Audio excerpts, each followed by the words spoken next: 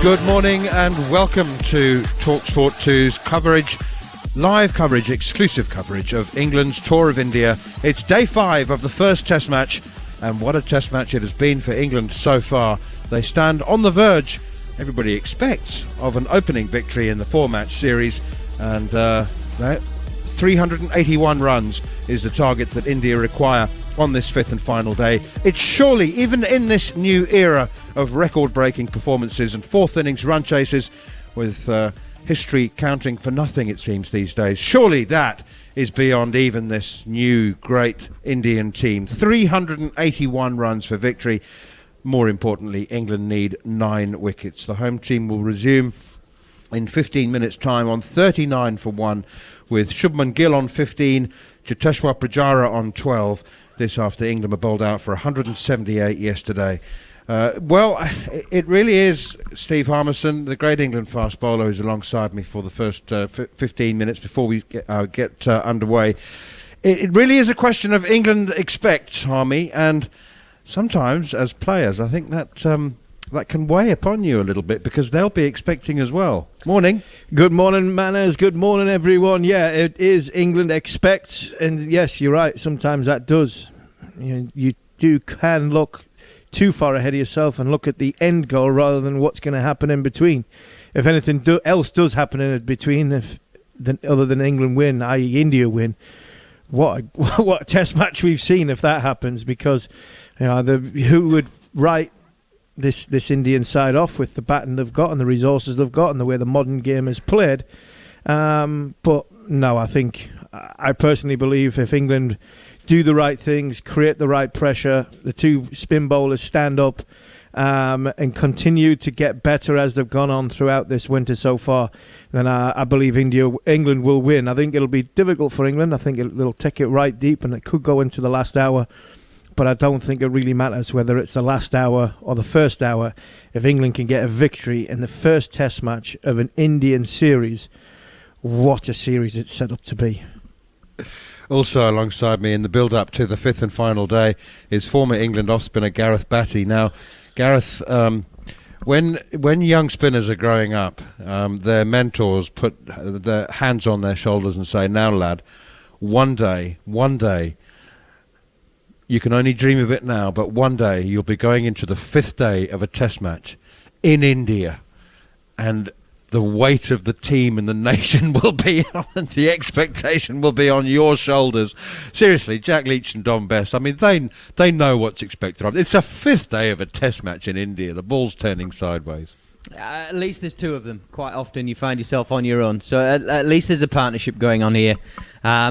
And let's be honest, it's a spinner's role and the thing that excites you as a spinner, that you can be front and centre stage performing to win a game of cricket for England. It should be an exciting thing. It should be something that you aspire to be part of.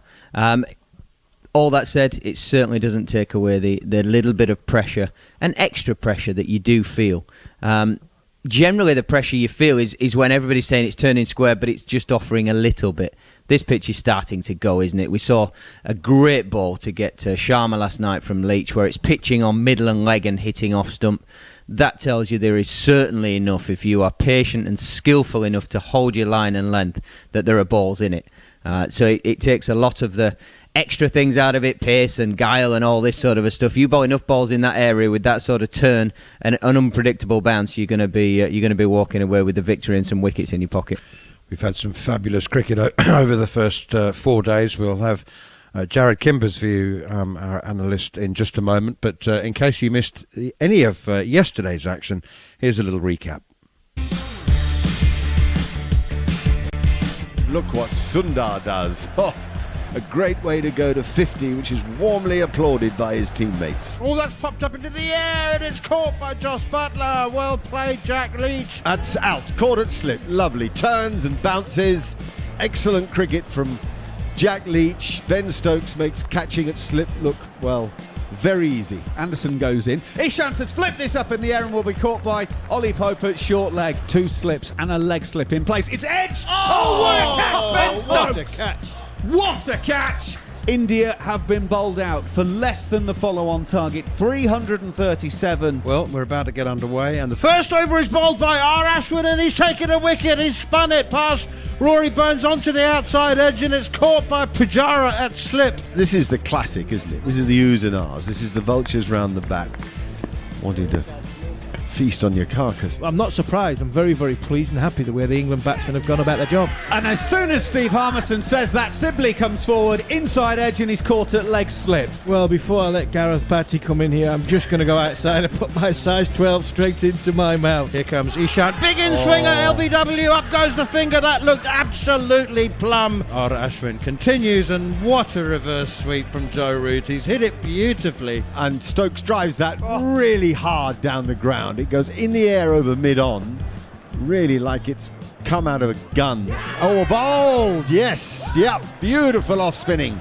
Terrific stuff from India here, trying desperately to stay in this game. And that one is trapped in front. Up goes the finger. LBW was the appeal, and Joe Root's been given. Down the wicket goes Josh Butler, and he's smashed it straight back over the bowler's head, and he's cleared the boundary by 10 metres. That was mad. He does it again. Oh, now he's hit it way in front of square. An incredible shot, really. He goes again, same shot, and he's out now, caught mid-wicket. Oh, he's chipped that one straight back to the bowler. Ashwin has taken his 6th wicket. Jimmy Anderson's gone second ball, and England have been bowled out for 178, which means India will require 420 to win the first Test match. Shubman Gill back in his crease. Oh, he times the cover Dear off me. of this one. What a shot that is. I'd love to know whose bat that is, because that looks a very, very fine piece of willow, the way he's played those. Well, it'll be his. Whoa. He's just took his stickers off, marker. Silly point, slip in place. And he's bowled him! Absolute beauty by Jack Leach. And England have the first of the 10 wickets that they need to win this Test match. Brilliant, Jack Leach. 381, gentlemen, is the number that India will be focusing on. England need 9 wickets to win this Test match, to go 1-0 up in the first game. Well, we're all set. Fair temperature in Chennai, 26, expected to reach a high of around 30. Not a drop of rain within 1,000 kilometres of Chennai, never mind in the city itself, so there's no meteorological interruptions scheduled. Jared Kimber is our analyst. How do you analyse the 5th day? Good morning, sir. It's tough to bat in an Asian pitch on the 5th day. Is that what you wanted? My analysis? I don't know. You got any numbers? You got any numbers to back it up? Oh, you want that as well?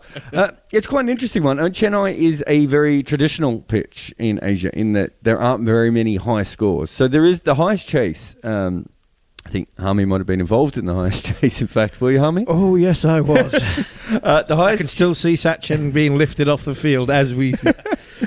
That was 387. Sachin made the 100. That's a real outlier, though, isn't it? It's a bit of an outlier. I'll get to that in a moment. But Sachin made the 100, but it was really Sehwag who started all that. He made 80 off 60 and destroyed some of the England bowlers. Anyone that you know? Harmy? Yeah, he did. Sachin got 100, and it was one of the best 100s I've ever seen live or been involved with live. But he didn't get man of the match. Sehwag got man of the match because he got 80 odd off 60 balls.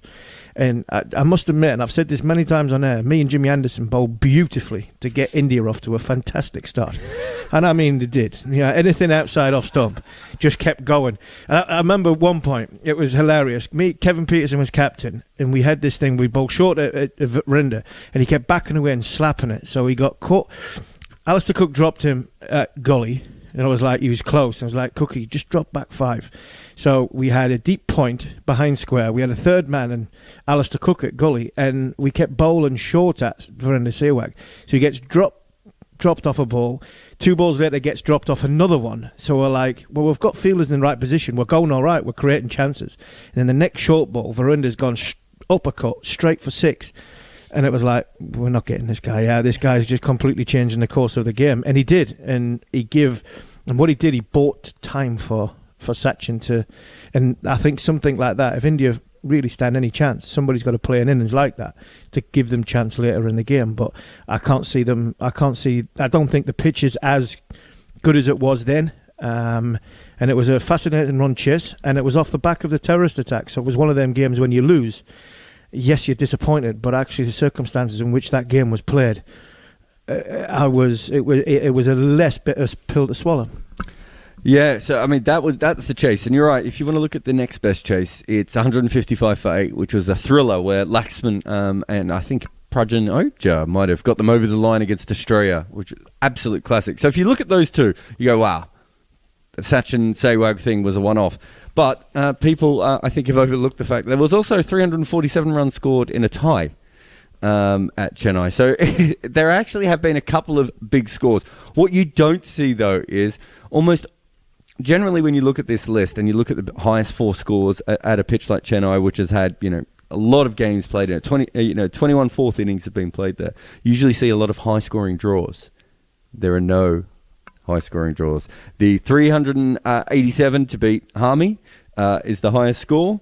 The 347 to tie the test is the second highest score. And there's nothing else over 300. There's only 3 scores over 200.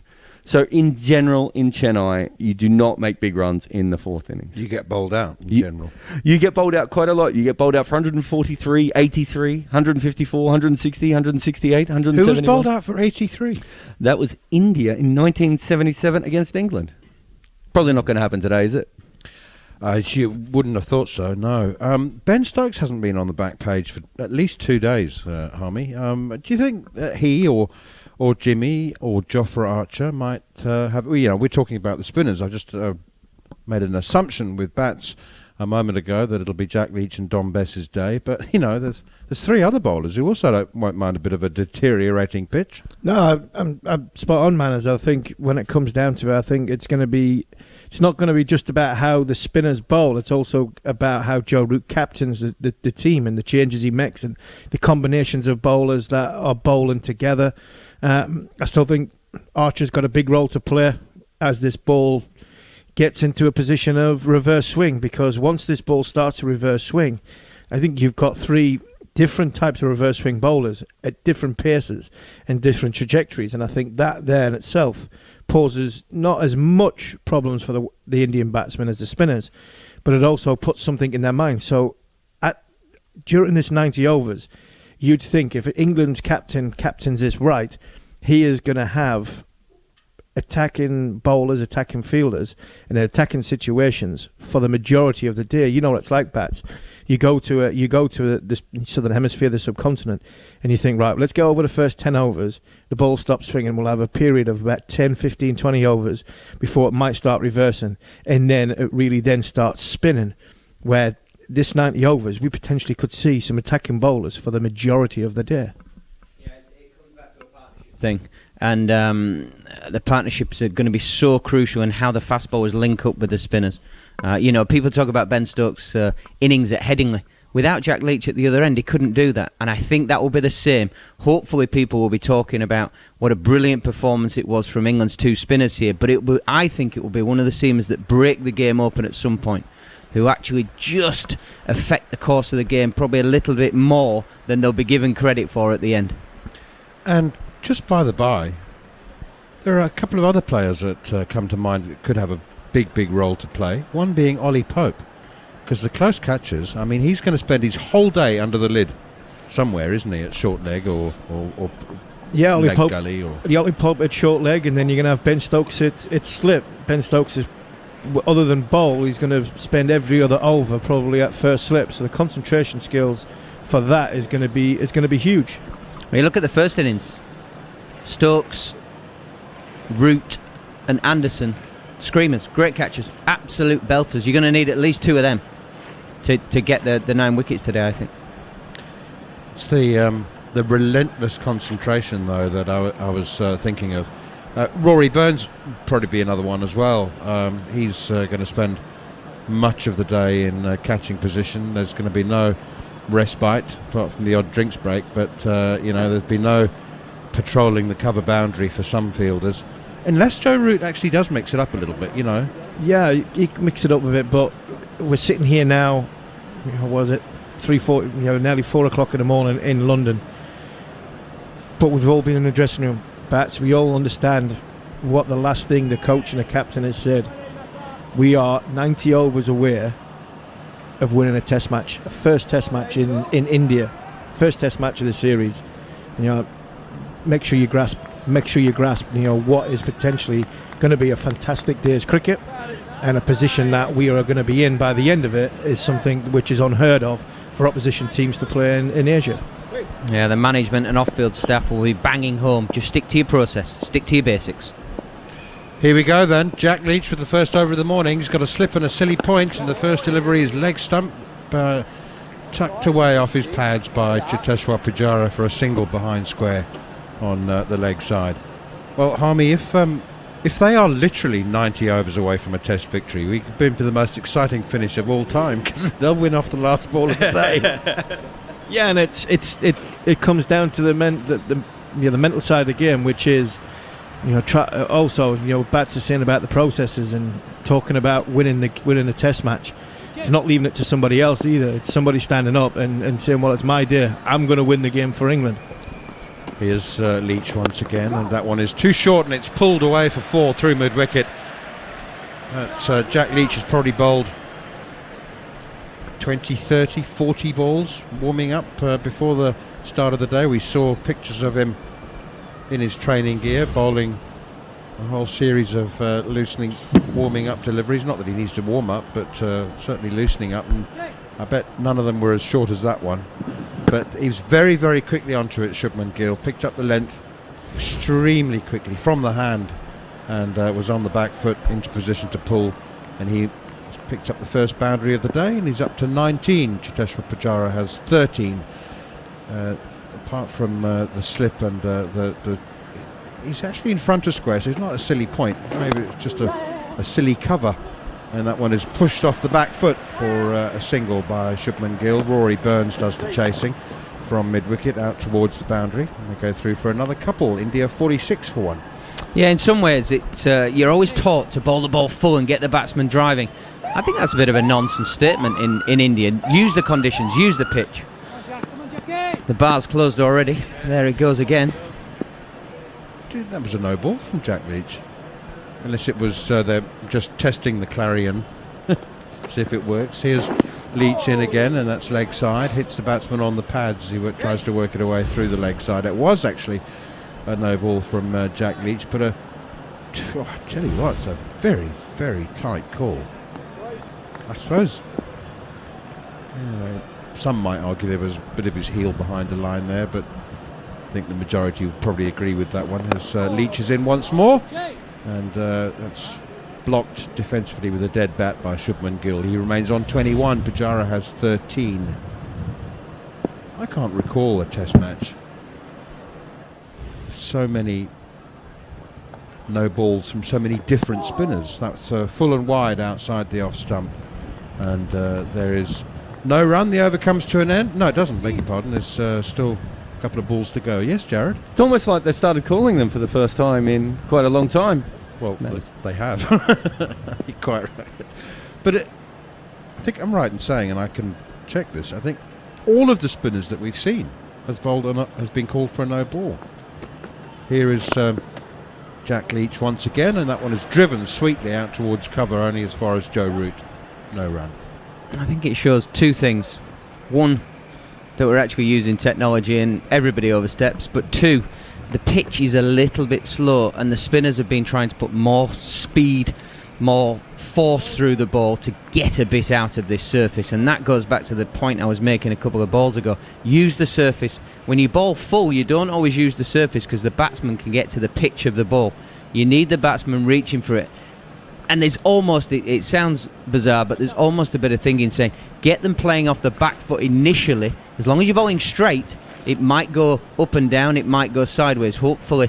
Then you work in from there and work up to a good length, as opposed to being full and not allowing the pitch to take advantage on the last day. It's a bit like the seamers. The seamers all do that. You'll try and get you push back on a fifth day, especially a tall bowler, and you're going to see Jofra Archer take the, open the bowl in front this morning. And Archer, for me, if I was standing mid-off, mid on and mid-off, I'd be looking at Archer early on to bowl back of a length to see if there's any indifferent bounce. Because of his speed, as he gradually gets further up, you're trying to get them in that sort of corridor of uncertainty in no man's land. And the one that does sort of keep low, then because of his pace and Jofra's height, if they are back, then it just traps them in front of LBW and the ball's not gone over the stumps. Slip gully, backward point. There's a mid-on, mid-off and a mid-wicket as Archer is in first delivery. Sees Pujara pushing forward, blocking that one defensively up to mid-off. I'm assuming Archer is bowling from this end because there's that spot on the wicket where Joe Root was looking at after he went out yesterday with the LBWs. So he's missed it with his first ball, but my assumption is they're going to try and hit that spot just outside off stump, which is where they got a couple of LBWs and yesterday. So that seems to be, for the seamers, that's where they probably will both attack. Here is Archer once again, and Pujara comes forward and nudges it out towards extra cover, no run. We also got an indication of Anderson, and you go off your senior bowler. Jimmy will have been banging the drum yesterday afternoon and last night to Archer and Ben Stokes when he comes on to bowl. The field is set, very, very straight fields, 5-4 field to bowl straight.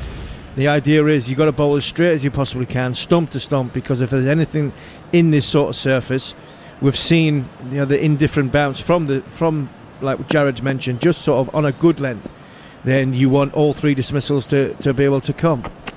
Here is Archer once more, and it's pushed up to Jimmy Anderson at mid-on. Another question for you, Harmy. Yesterday, before the start of this fourth and final innings, Darren Gough spotted Joe Root having a chat to Jimmy Anderson and figured out before it happened what he was saying, and that was that, Jimmy, we're going to go with the pace of Jofra, and I want Jack Leach to open the bowling at the other end, so you're not going to take the new ball.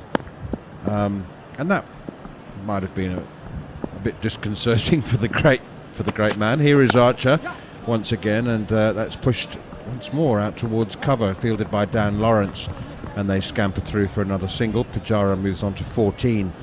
So, I'm sure Jimmy accepted that was in the team's best interest, but for him again to be reduced to, not the main man at the start of the day, he's sort of, there's no doubt that he's a kind of number two to Jofra Archer. I wouldn't say a number two. I think there's a few things in that. One, this SG ball seems to have a lacquer on it. Bouncer from Archer, and Shubman Gill ducks underneath it quite easily. Yeah, this ball seems to have a lacquer on it, where once the lacquer comes off, if there was any movement off this ball, I think it's gone after about 5 or 6 overs. So there is possibly that. We haven't really seen a massive amount of swing, but any little lateral movement we've seen just as the lacquer comes off the ball. So there's that argument that you give it to Jofra, let him bang the pitch as much as he can, and then 6 overs, 7 overs in, you give it to Jimmy when it's at its best for Jimmy. Okay, 2 slips in the gully now, as that one swings away from the right-handed Shubman Gill, leaves it alone. India 48 for 1. The other follow-on from that is, I think it's good captaincy and good management, because what I'm saying to the batsman is, if there is any, like Jared's mentioned, any indifferent bounce on that sort of surface, I'm going to look to my fast man and my tall man to come on and bang that for 3 or 4 overs. And then when he's done, I'm going to bring Jimmy on, who is Mr. Consistent of hitting a good area, and the batsman is already sort of moving, he's not sure where to move, and his feet going back and forward. Then all of a sudden Jimmy comes on and he nails that length at a different pace, and you're more or less you're saying to the batsman, well, right, he's gonna nail that length, and he's really going to be more consistent than the other, but he's going to be at a different pace. Gareth? Yeah, I think what you're saying is, Jack Leach is in. It's driven sweetly out towards mid-off, well fielded by Jimmy Anderson. They go through for 1. Sorry, I think what you're saying is you've got a strike bowler in Jofra Archer, and you're basically saying, just get me a wicket, don't care about anything else, and he might be my best option. All my other bowlers, to an extent, have to attack and defend in the same breath. They've not got the licence just to go out, and it's carnage. It doesn't matter the runs. Leach in once more, and Shubman Gill blocks it defensively, no run. 49 for 1. Just get me the wicket, because you've got the extra pace, you've got the X factor. Not that the other bowlers don't have that, but they have to attack and defend to be successful. India 49 for 1 into the third over of the morning. Jack Leach and up to the crease, and it's pushed back down the pitch. I just would have thought from Jimmy Anderson's perspective that he would like to have a go at the batsmen before they've settled, if they're sort of pushing and prodding and just try and exploit the weakness if he comes on after half an hour and they've got their eye in, so to speak. Here's Leach again, punched off the back foot to mid-wicket where Burns fields. Spinners have been saying that for hundreds of years. You always find yourself coming on when there's 100 partnership or the guys are in, they've just risen the bat for 50 or whatever. Get me on early, give me a chance. That one keeps low from Jack Leach, and Shubman Gill, he's on the back foot anyway, and he has to suddenly chop down on this one, which he does successfully for a single, which brings up the 50 for India, 50 for 1. But I actually think it's good management because of Archer and the way he bowls, you're getting the batsmen to move around. Batsmen are going forward, playing off the front foot, playing off the back foot, dodging a bouncer on an indifferent surface. Then all of a sudden, if you've got a batsman that is moving around... Leach, last ball of the over, played defensively by Cheteshwar Pujara. India 50 for 1. And then you've got Jimmy Anderson, who you know for a fact is just going to test your technique in and around that off stump. You're going to have to come forward at most balls. And if there is something in the wicket that's just going to do a bit, keep low, or maybe it's just spit at you a little bit, then all of a sudden you've got concentration skills have got to be right on it. And I think from an Anderson point of view, I don't think Jimmy Anderson would have minded that if it was explained to him like that, because from a seamer's point of view, this is the end to bowl at. We're going to go with Jofra because he's quickest and he's got the ball at his hardest, and then you're going to come on after with potentially a little bit more lateral movement because the lacquer's off the ball, and hopefully Jofra's got the batsman moving around enough in the crease where you can exploit anything that's in the surface with anything that the technique doesn't go right. Full, just outside the off stump, left alone by Shubman Gill. Just having a look at the ball that Joe Root, or that part of the pitch that Joe Root was worried about. So Bumrah got in, was it LBW? Yeah, it was an LBW, wasn't it? And it pitched at about 7.5 metres. Now, you don't usually get balls that pitch at 7.5 metres and getting you out LBW, especially at Jasprit Bumrah's pace. Maybe at Gareth Batty's, but that's a very, very short ball, and he... Archer once again punched off the back foot by Gill through the offside, and that ball is racing away across this outfield, but it's a good successful chase by Dom Bess, who scoops it back to Dan Lawrence, who gets the throw in, and they go through for 2. India 52 for 1. Carry on. And for instance, Jasprit Bumrah in the same innings bowled a ball less than 6 metres, so about 5.5 metres, I think, and that bounced over the stumps at one stage. So that is that area they're looking at. But I think the Indian batsmen are probably going to be more used to that kind of bounce. What we haven't seen is many actual shooters, but that's what England are hoping for. Archer in once more, and Shubman Gill forward. Solid defensive technique. He's on 24, Pujara 15. Harmy, do you think that... sorry, Gareth. Do you think that Jimmy Anderson would be nodding in agreement as you are explaining the role that's been designated for him? Yeah, I think he would, and I think I would imagine it's going to happen again. Archer will bowl 3 or 4 overs. Jimmy will come on from this end because this is this end that the seamers are going to bowl from. Archer in again. Gill plays defensively, no run. Because like we've seen so far, Jofra's bowling, between 130, 135 and 140. Because he's moving them on the back foot and then he's bringing them forward from outside off stump, because he bowls from a taller height and he's a little bit quicker. There's a little bit more moving around for the batsman. If there's any indifference in the surface, Jimmy will get it out of the batsman's technique because Jimmy's more accurate and he will be on you all the time. Pujara 15, Shubman Gill 24. No problems for the Indian batsmen so far this morning. That's full and flicked away, just turned away out towards the man on the deep square leg boundary, Dom Bess, and they go through for another single. And moments ago we were lucky to see some of the video footage from the TV of what was happening pre-game. And John Lewis was out there with Jofra Archer at the end of his mark. They're obviously looking at the angle he was going to approach on the crease. And you could see John Lewis almost like he was dancing, the old school 90s dance move where he's showing like a box with his hands. Big box, little box. Yeah, exactly. It's back of a length and bounces quite steeply, hits a splice of the bat. Pujara has no difficulty though in coping with it. 15 to Pujara, 25 to Gill. India 53 for 1. You'll have to explain that to me, if not So- the listeners. So now we know the big lads rule. It's big box, little box. But basically, it looked to me like they were exactly what Gerard's point was, that they've seen a sort of a rough area on the pitch. Let's say it's the size of an A1 piece of paper, or the smaller bits of paper. I don't know if it's A1. I'm just taking a punt there that it is.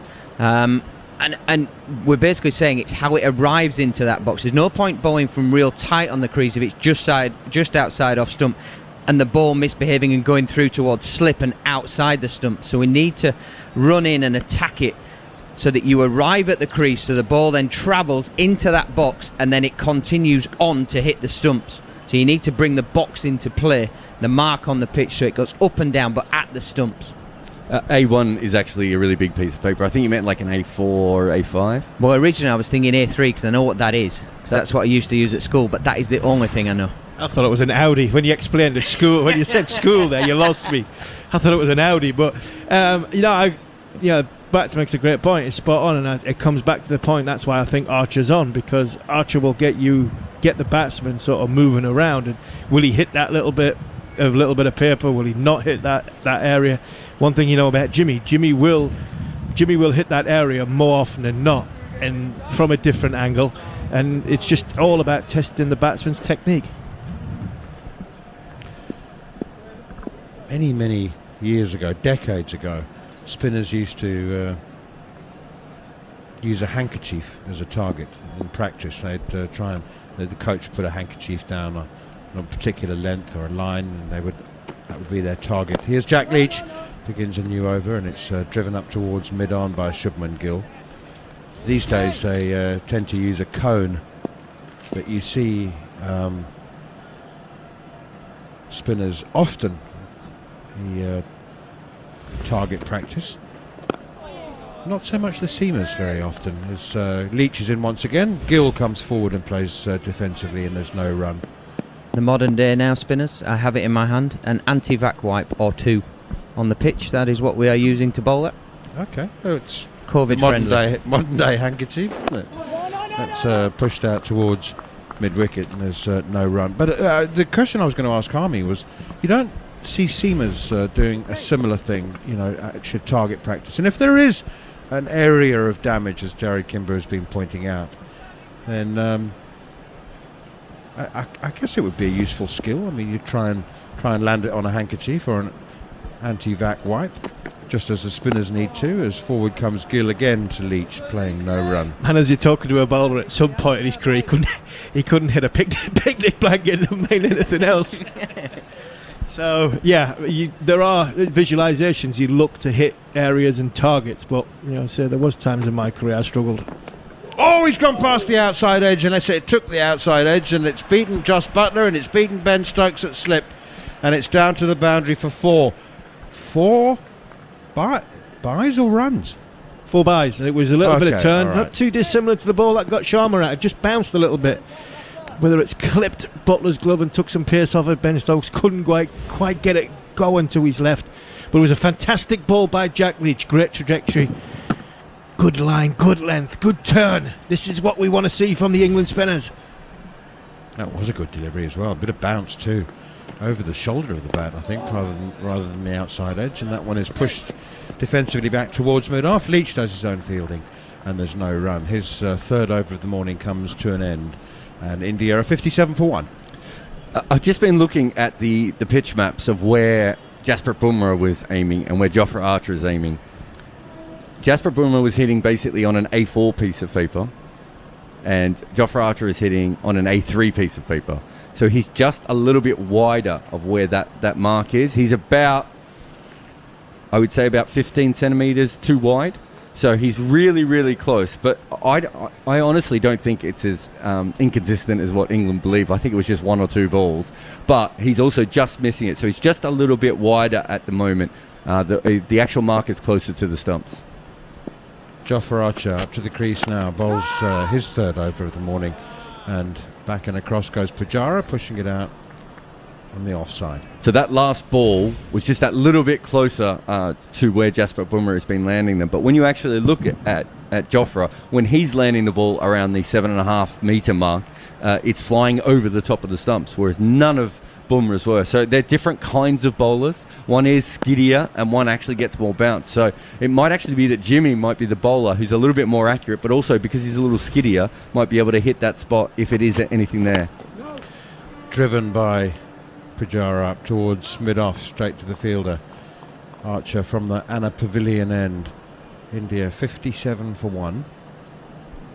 It would have, this is a big statement of the obvious, but it would have really calmed, might still calm everybody's nerves in the England camp, and indeed amongst the whole squad. And it is a huge squad, including the administration staff. If they can take a wicket in the first sort of half an hour or so, I guess get some momentum going as Archer bowls. Did that one just drift back in towards the batsman? It looked like a little bit of an in-swinger there. Slower ball, Slower ball, yeah. It looked like it got a bit of knuckle involved. Yeah, it's the knuckle ball where you hold the ball right back in your fingers, as opposed to your fingers being out straight, your index finger and your middle finger, you bend them in, and then you tuck the ball sort of underneath the thumb and then into the nails of those fingers, as opposed to them being on top of the ball, hence taking the pressure off it, and it comes out very slowly.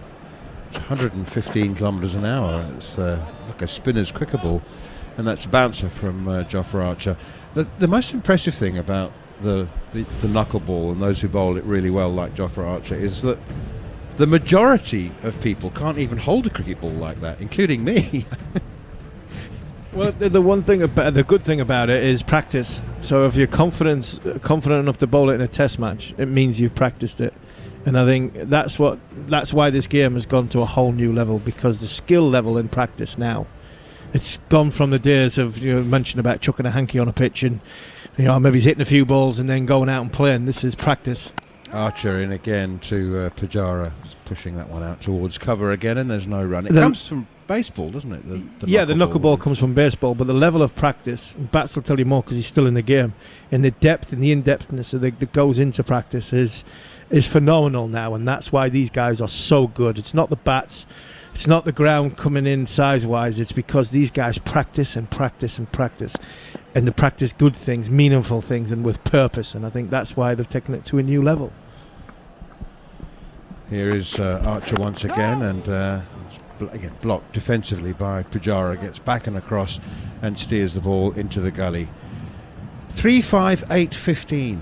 That's how the wickets have fallen. 3 on day 1, 5 on day 2, 8 on day 3, and 15 yesterday on day 4. But none in the first 20 minutes. After another word from Steve Harmison, it'll be Andrew McKenna for the next 20 minutes. And it's a question for Bats, because he's captained a hell of a lot more than me. I've played in the subcontinent, many, many times, and know the game moves quickly there. But the message from the senior players at this minute in time is not to panic. You mentioned it earlier, it's about patience, but it's not to panic, because even if a partnership does go, 90 overs is a long time in the subcontinent, because you could go 50 overs without getting a wicket, and then 4 overs could go by and lose 4 or 5 wickets in clusters. So it's about that, not having the ability to realise when the situation comes.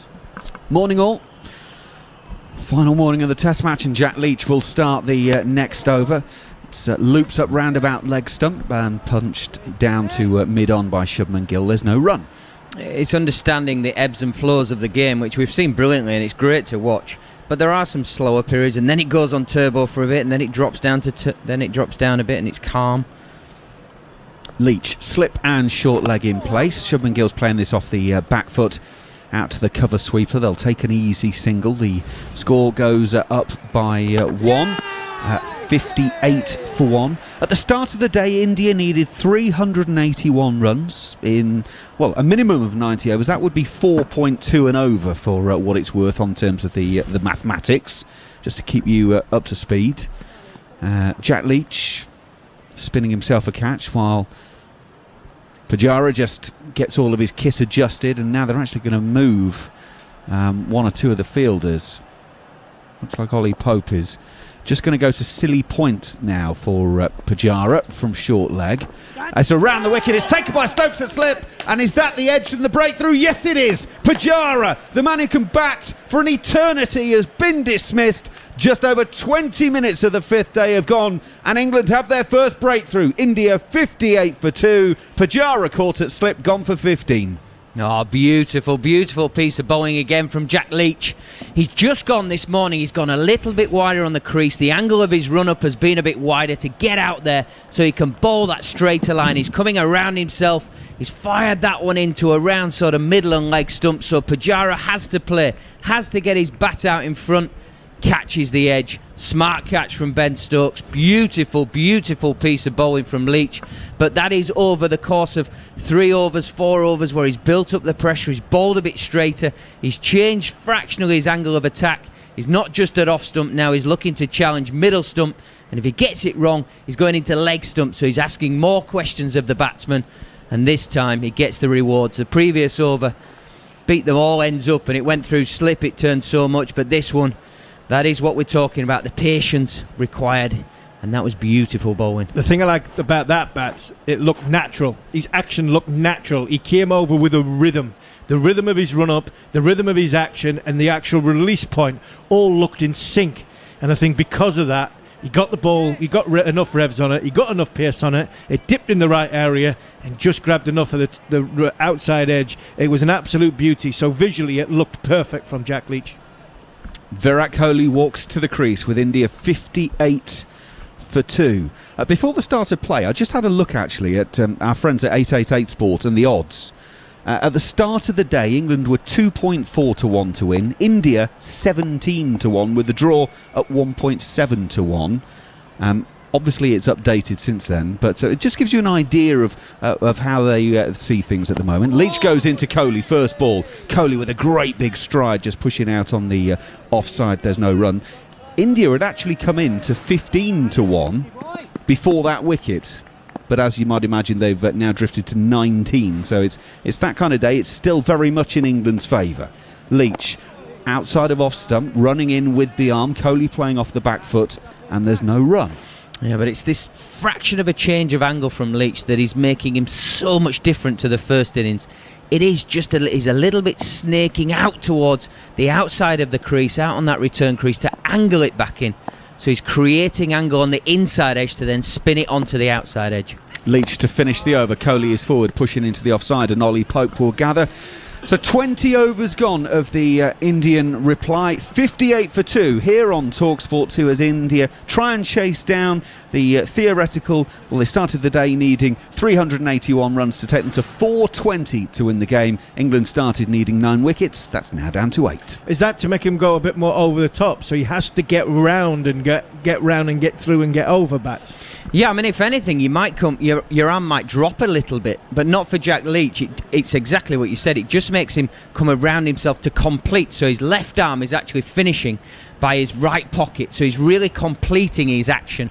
Because he's that bit wider, he has to drag the line back towards the stump so you complete your action, thus bringing in the inside edge, which makes the batsman play straighter, and then when it spins, you nick the outside. And that backer is a great lesson for any young kids, that the bowling, whether you bowl seam or you bowl spin, finishing your action off is the most important thing. If you say to any young cricketer, you know, the bowling action, I would always say from the bowling hand, when you finish your action and you bowl and you get through, it's head going down the pitch, and the bowling hand hit the opposite armpit. If you hit your bowling hand hits the opposite armpit and your head's going straight down the pitch, there's less can go wrong. Less sideways movement. The ball's going to go straight. You're going to go straight, and when you do go straight, there's going to be something on it. Bowling change, but not James Anderson. Dom Bess has replaced Jofra Archer at the pavilion end. Bess bowled 2 overs yesterday evening, went 0 for 3. He's going to come right arm over the wicket to Shubman Gill. Shubman Gill is immediately using his feet and hitting him straight back past the bowler, back from where it came, and it's away for 4. Shubman Gill goes to 30, 62 for 2. Well, that's a nonchalant arrival at the crease. Oh, Shubman Gill. I mean, this fella's got talent to burn. He's just skipped down the pitch, almost Pajara style. It's not a massive skip down, just a couple of steps, and only short steps. Full flurry of the bat through mid-off. Beautiful. The strike was as good as you're going to see. Wonderful player, this young lad. Slip, short leg, and then the two catching mid-wickets for Shubman Gill. Shubman Gill, though, is pushing this from Dom Bess out on the offside, and there is no run. I think this is a great move by Joe Root, for Virat Kohli. Virat Kohli, if I was Ben Stokes, sending it slip, I'd just be mentioning to Virat Kohli that his team's in a little bit of trouble. Dom Bess got him out in the first innings. Jika Rahane did well in Australia when you went home, Virat. Last time you walked off the field as a captain, you were humiliated and bowled out for 36. And Dom Bess is going to come and get you again. Oh, Dom Bess has just served up another full toss. Gill has hit this into the onside. It's only just wide, though, of Dom Sibley coming around the boundary. There is protection out there. Shubman Gill, it looked like a belt-high full toss, and he's ended up not actually hitting it as cleanly as he would have wanted, clothed it a bit, still got it out to the boundary, and Dom Sibley got the full dive out there. It's gone for 4. Dom Sibley might have actually jarred his shoulder as he's landed on the ground a bit there. But, there's a bit of everything there. There's 4 runs in the scorebook, but it could have easily been an absolutely rank full-toss wicket, which we see so often. It didn't look like a waist-high full toss. It was. It was, yeah. It was absolutely waist-high, and it was lobbed there. It wasn't with any pace. And Shubman Gill tried to absolutely kitchen sink it, baseball style, out into left field, so deep mid-wicket. Hit the splice of the bat. Better contact on this one as he comes down the pitch, meets it on the half volley, pushes to James Anderson at mid-on and takes a single, 67 for 2. Possibly would have been a no-ball to Virat Kohli, who's just a touch shorter. That tells you how high the ball was. Shubman Gill's about 3 or 4 inches higher, taller than Virat, so it was a net, but nearly got a wicket. Well, that would have been definitely telling us it's going to be England's day. Virat Kohli is facing Dom Bess, and he stretches forward and flicks this into the leg side for no run. Yeah, we talk about Sammy Curran having that golden arm. I think Dom Bess is sort of taking that mantle off him. He's Absolutely. just making things happen. Virat stands. He's batting in a cap, which of course the England players can't do. Virat waits, comes forward to Bess, pushes into the offside and takes a gentle single. Kohli's off the mark, therefore. India go to 68 for 2. 21 overs gone, it's TalkSport 2. Just one final thing, by the way, Gareth, as we were talking about landing it on a handkerchief or whatever, you must have seen that masterclass that Murali did with the Sky Boys. They actually, he apparently used to do this at Kent all the time, and Rob Key remembered it. So when in 2018 we were out in Sri Lanka, they got him to revisit this. They did a bowling masterclass, and at the end, they put 2 cricket balls down on a length, because apparently this was his party piece and how he used to practice. Murali would bowl and land it and hit the balls. He bowled 3 deliveries and hit 2 of them, having not done it for 5 years apparently. It was incredible. That's what we saw on camera. We didn't get the 1,000 shoots before it, surely. No, apparently it was genuinely, he bowled 3 deliveries and hit them twice. He was a magician, don't get me wrong, as a bowler. Wow, what a bowler. If there's anyone who could have done it, it's definitely him. Right, Jack Leach to start a new over to Virat Kohli. Virat Kohli's playing an attacking shot. Goes through Ollie Pope at silly mid-off, but is fielded at short cover. No run, 68 for 2. Gareth and Harmy have moved out. Darren Goff's moved in. Morning, Goffy. Morning, everyone. Cracking start for England, this. Leach around the wicket. Kohli is playing. Face of the blade open, guiding it towards third man. No run. Yeah, impressed by Jack Leach this morning. Plenty of energy. As Gareth said, getting through his action. Got a good loop going. Strong action. Good line, good length. And gets his rewards. A great delivery to Pujara. He's in again, bowling to Virat Kohli. That one's pitching round about leg stump. Kohli will turn it on the onside. There's no run. And we don't like to say it, do we, Ian? But this is the wicket area. Virat Kohli comes to the crease. He uses confidence and style. But this is the wicket England need. Leach in. It's running in with the arm. Kohli's playing it off around about off stump into the covers. Sets off for a single. Will get that single. 69 for 2. And it was a strange spell, really, from Jofra Archer. I just think it lacked a little bit of zip, a little bit of energy. I heard some of the comments from Gareth and Army talking about why he opened up this morning. I'd have liked to have seen Jimmy Anderson. I said, you don't get 600 and what's he got now? 20 test wickets. Shubman Gill is coming forward. No run. Pushing it back to the bowler. if you can't bowl in all conditions and you don't put the ball in the right areas. So I'd have liked to have seen Jimmy this morning.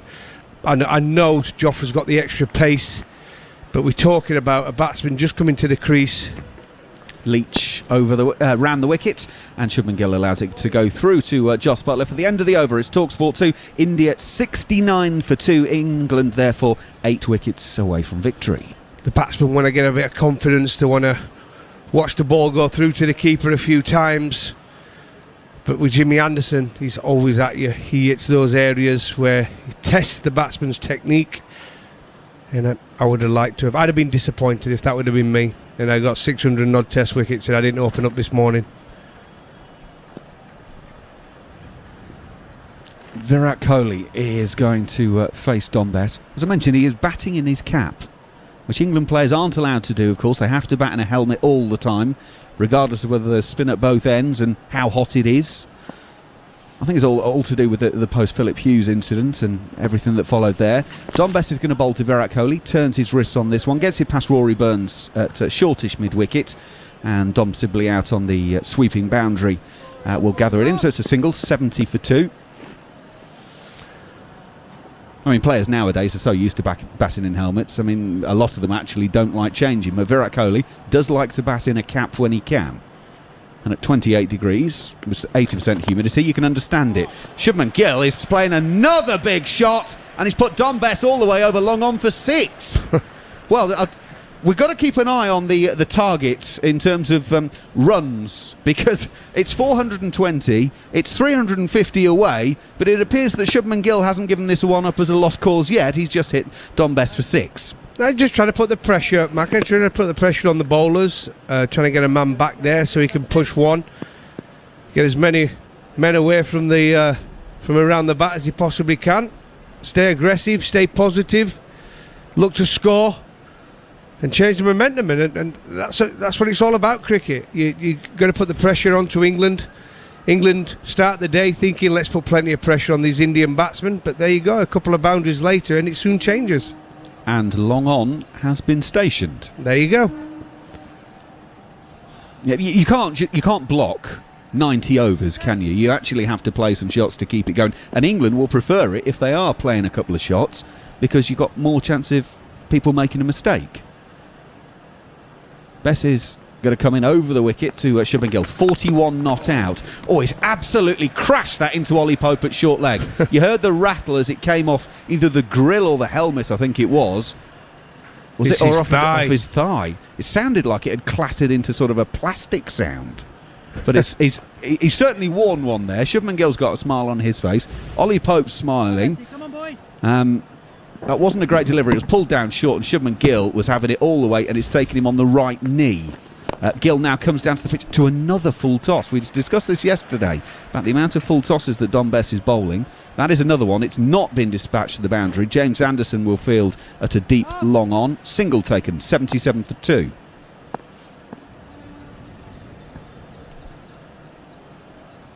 Eight from the over already. Dom Bess comes in to bowl to Virat Kohli. He's over the wicket and delivers. Kohli across his stumps. He's turning this to fine leg. Takes the first very quickly. Has a look at the second, but Jack Leach has picked it up and got it in the air, so it's just another single. Kohli goes to 4, 78 for 2. Yeah, I think with Dom Bess, he's still pretty young, isn't he, as an off-spinner? They tend to reach the peak when they get into the 30s. We only have to look at our very own Gareth Batty. He's in his 40s now. Bess goes in, and Shubman Gill is covering up, and there is no run. 23 overs gone. It's TalkSport 2, 78 for 2. Delighted to say Akash Chopra is joining us for the commentary at this point as well. Akash, we know Shubman Gill is a class player, but he's really looked it in this innings. 42 from 70 deliveries. He looks like he's going to be a big part of today.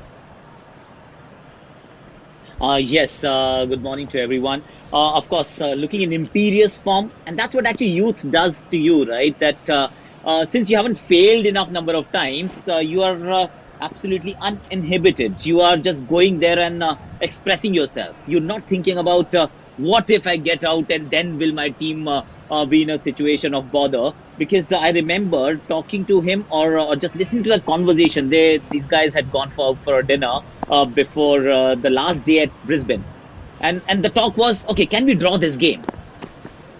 Leach goes into Virat Kohli around the wicket. Kohli pushes into the covers. It's gone perfectly between two fielders. Sibley can only get a hand on it to take the pace off, and they go through for 2 to take it to 80 for 2.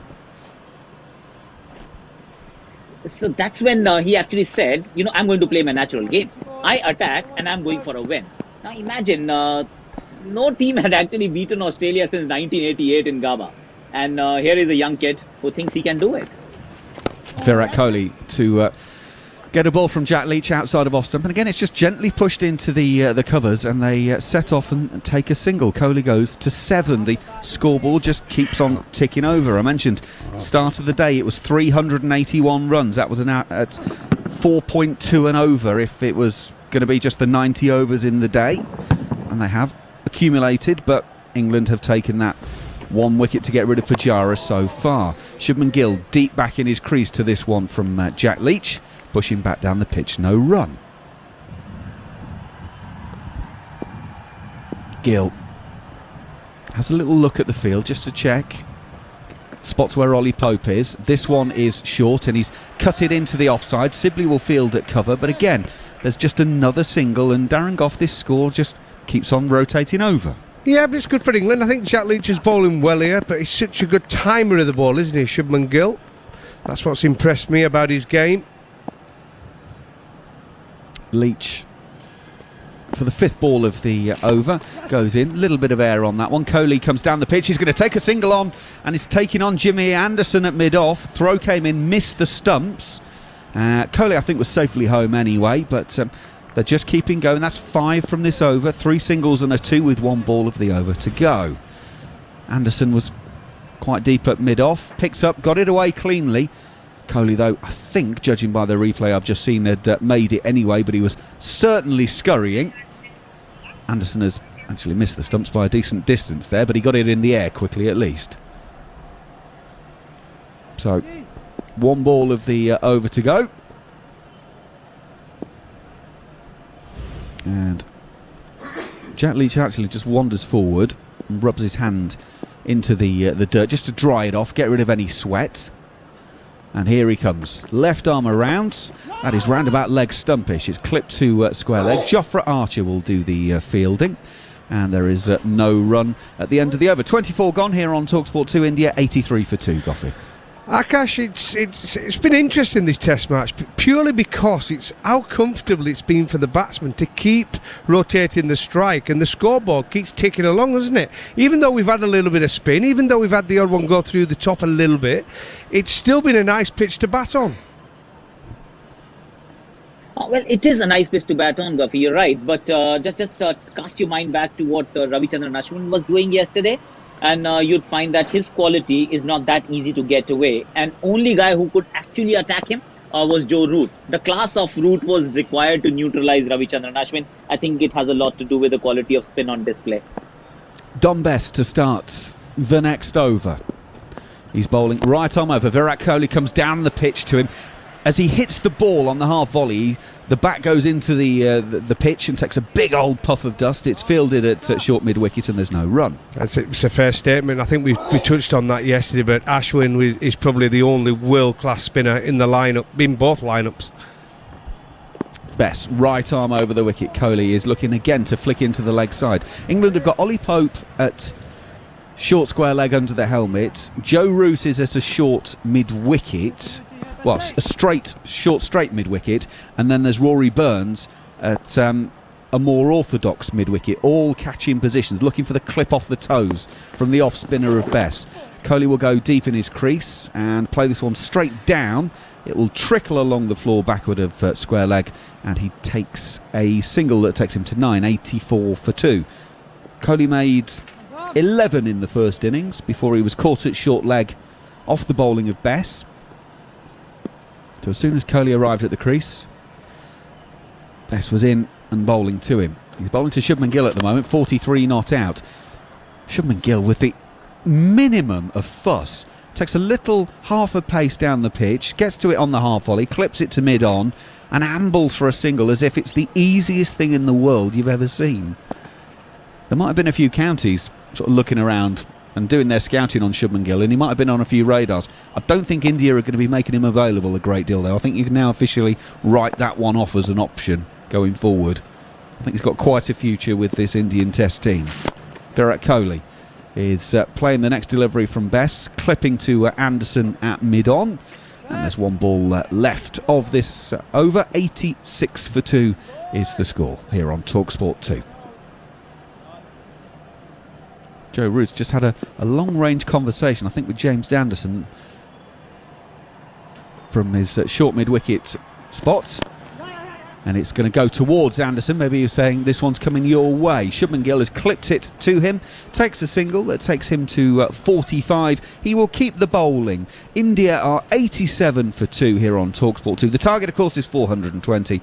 25 overs gone. Some more thoughts from Goffey and Akash. And I will make way for Mark Nicholas. Yeah, I think it's Sam. I think with Dom Bess, he just ain't got his rhythm right yet. The odd one is dragging down. We know he can bowl the odd full toss. You've got Joe Root having a chat with Jimmy Anderson. I think he's going to try and change it up as the captain and do something different and create some pressure and put some pressure on India. As far as India are concerned, Akash, I mean, tell us a bit more about Shubman Gill, because he came on the scene in Australia as far as I saw, but what a terrific young talent. Oh, he's an exciting talent. He's been around for a while, Goffey. He's been waiting for his opportunity. Prithvi Shaw actually got a game before him. He's waited and now he's just grabbing that opportunity. Full ball push to mid-on by Shubman Gill, who looks nice and relaxed, as is his way. Good morning, everybody. Morning, Mark. My first bite of the cherry this morning, and I'm excited to be here. Watching that wicket of Pujara gave all fans of English cricket great hope. In fact, I'd enlarge that to expectation, because Pujara is so hard to get out. That's a good stroke. Nobody back on the leg side, over pitched at leg stump, and Shubman Gill's nice and loose. You've got those loose shoulders, loose wrists, so you're playing very freely. Gill isn't one who will play a long defensive rear guard. The more he's moving, like the Sundance Kid used to say, well, let me move, when he had to aim at a target with his shooter, he said, let me move. And then he was fine when he was moving. And that is the case with Shubman Gill. He's in no way a static batsman. Very elegant looking guy, very neat and tidy in his stance now to Jack Leach. Sort of digs one out that's a bit over pitched, and that's the problem. England haven't hit anything very consistent yet. The odd ball threatens, and then other balls seem very easy to play, and they've got to hit a consistent spot that asks the question all the time. Number 77 on Jack Leach's bat as he steadies himself now and bowls again a little bit too leg side. Mind you, you're shutting the face on that, so you could argue if it pops up in the air with the right line, and the television replay shows us the right line with the two balls that got the wickets. Two good players, very good players, Rohit Sharma and Shubman Gill are in his bag already. There's a nice line, and sure enough, had there been a gully in place, who knows? All these moments, so it's going to be that sort of a day. You just have to face it now. Chances have to be taken. India will fight very hard. Kohli will play as if his life depends on it, but that is the place to land the ball on a good length, and again in the gully, this time off the back foot. England will have to put a gully in there, have to, with that many runs to play with. That's twice in the over, off front and back foot, as Shubman Gill goes for a remarkable 50, come in 81 balls, made it look like he's batting on a pretty flat track, apart, funnily enough, from those two balls in that over, Goffey. Yeah, I think it'd be good for him as well to have the captain with him, Virat Kohli, tremendous experience, a terrific player.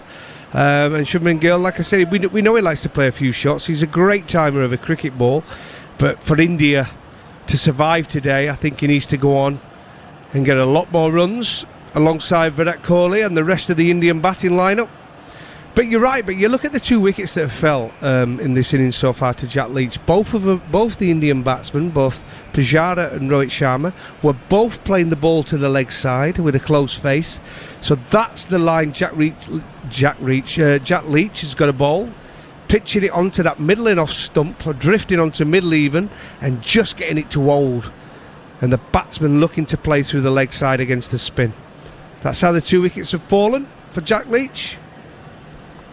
Listen, 4:45 in the morning, they allowed the odd reach and Beach and Leach, and I'm allowed the old Gill and Gull.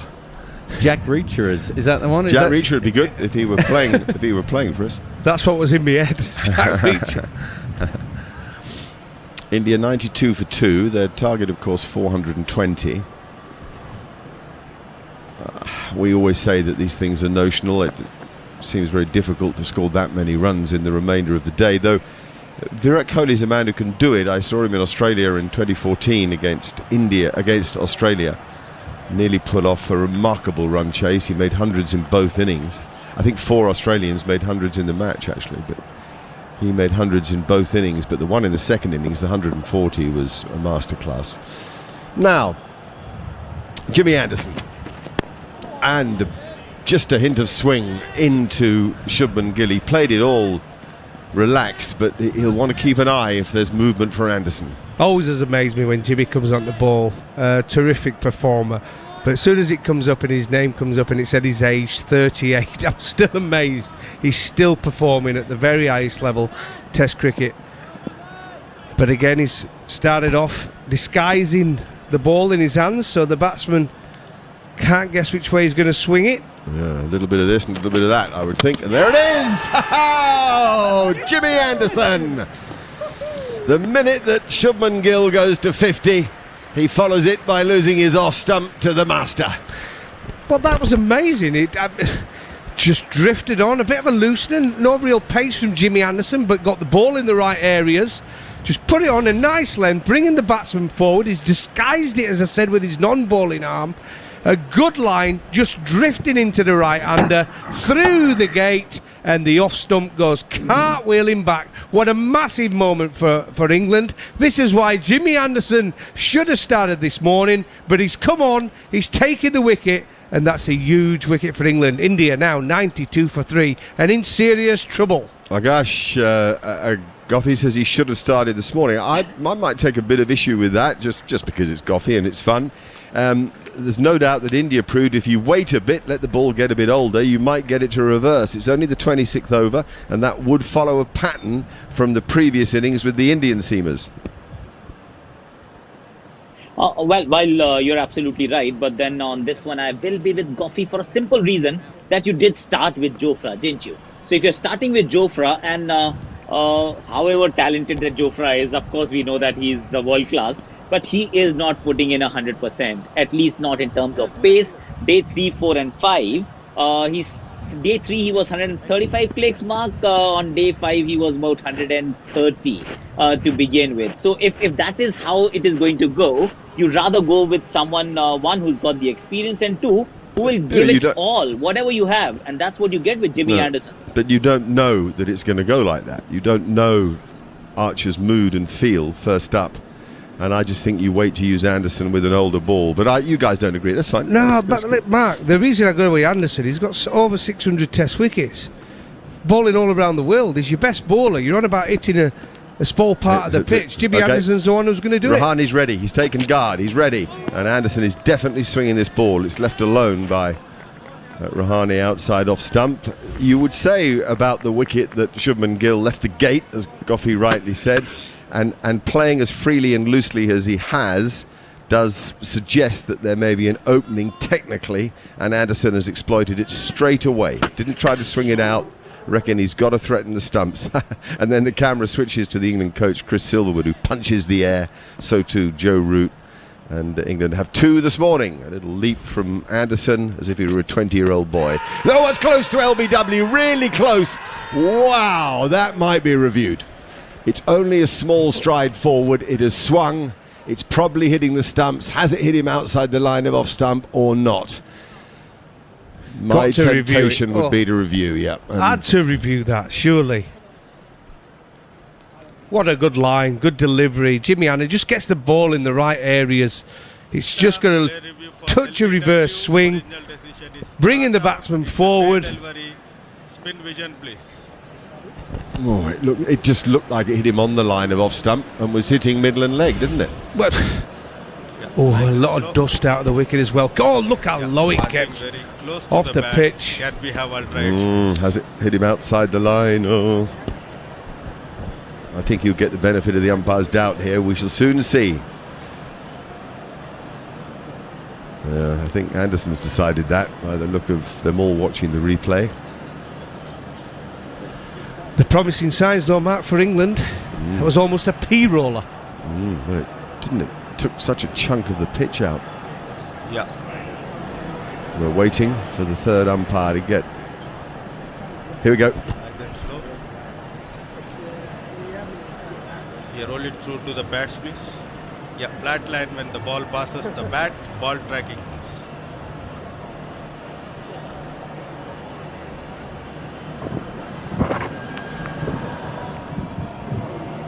Pitching outside off, impact umpire's call. Well, Wickets hitting, is- on-field umpire on screen, please. Nitin, stay with your original decision. You're on screen, give not out. it is so tight. It's unreal. He is so lucky not to be given out there. But people sat at home and thinking, why is that not out? It's hitting middle stump. I know. Well, that's exactly right. And actually, the umpire's call on where it hit him on the pad was about only a little less than half a stump. Anderson again, and he bowled him now. That's a brilliant comeback. Incredible bowling from Jimmy Anderson. In swing at lively medium pace, gun barrel straight, going late, testing the technique of Indians who haven't been able to cope. Well, absolutely amazing this. I mean, it doesn't, let's say he's not bowling quickly, just getting the ball in the right areas. There's a little bit of uneven bounce. Again, it's dusted. Again, through the gate of the Indian batsman, just drifting in onto that off stump. A wonderful bit of bowling from Jimmy Anderson. A great celebration. And England fans, ho ho! Let's get the party rolling. You tempter of fate, you. Rahani's had a bad match. A 2-ball naught here, a single in the first innings when caught at cover. And India are 92 for 4.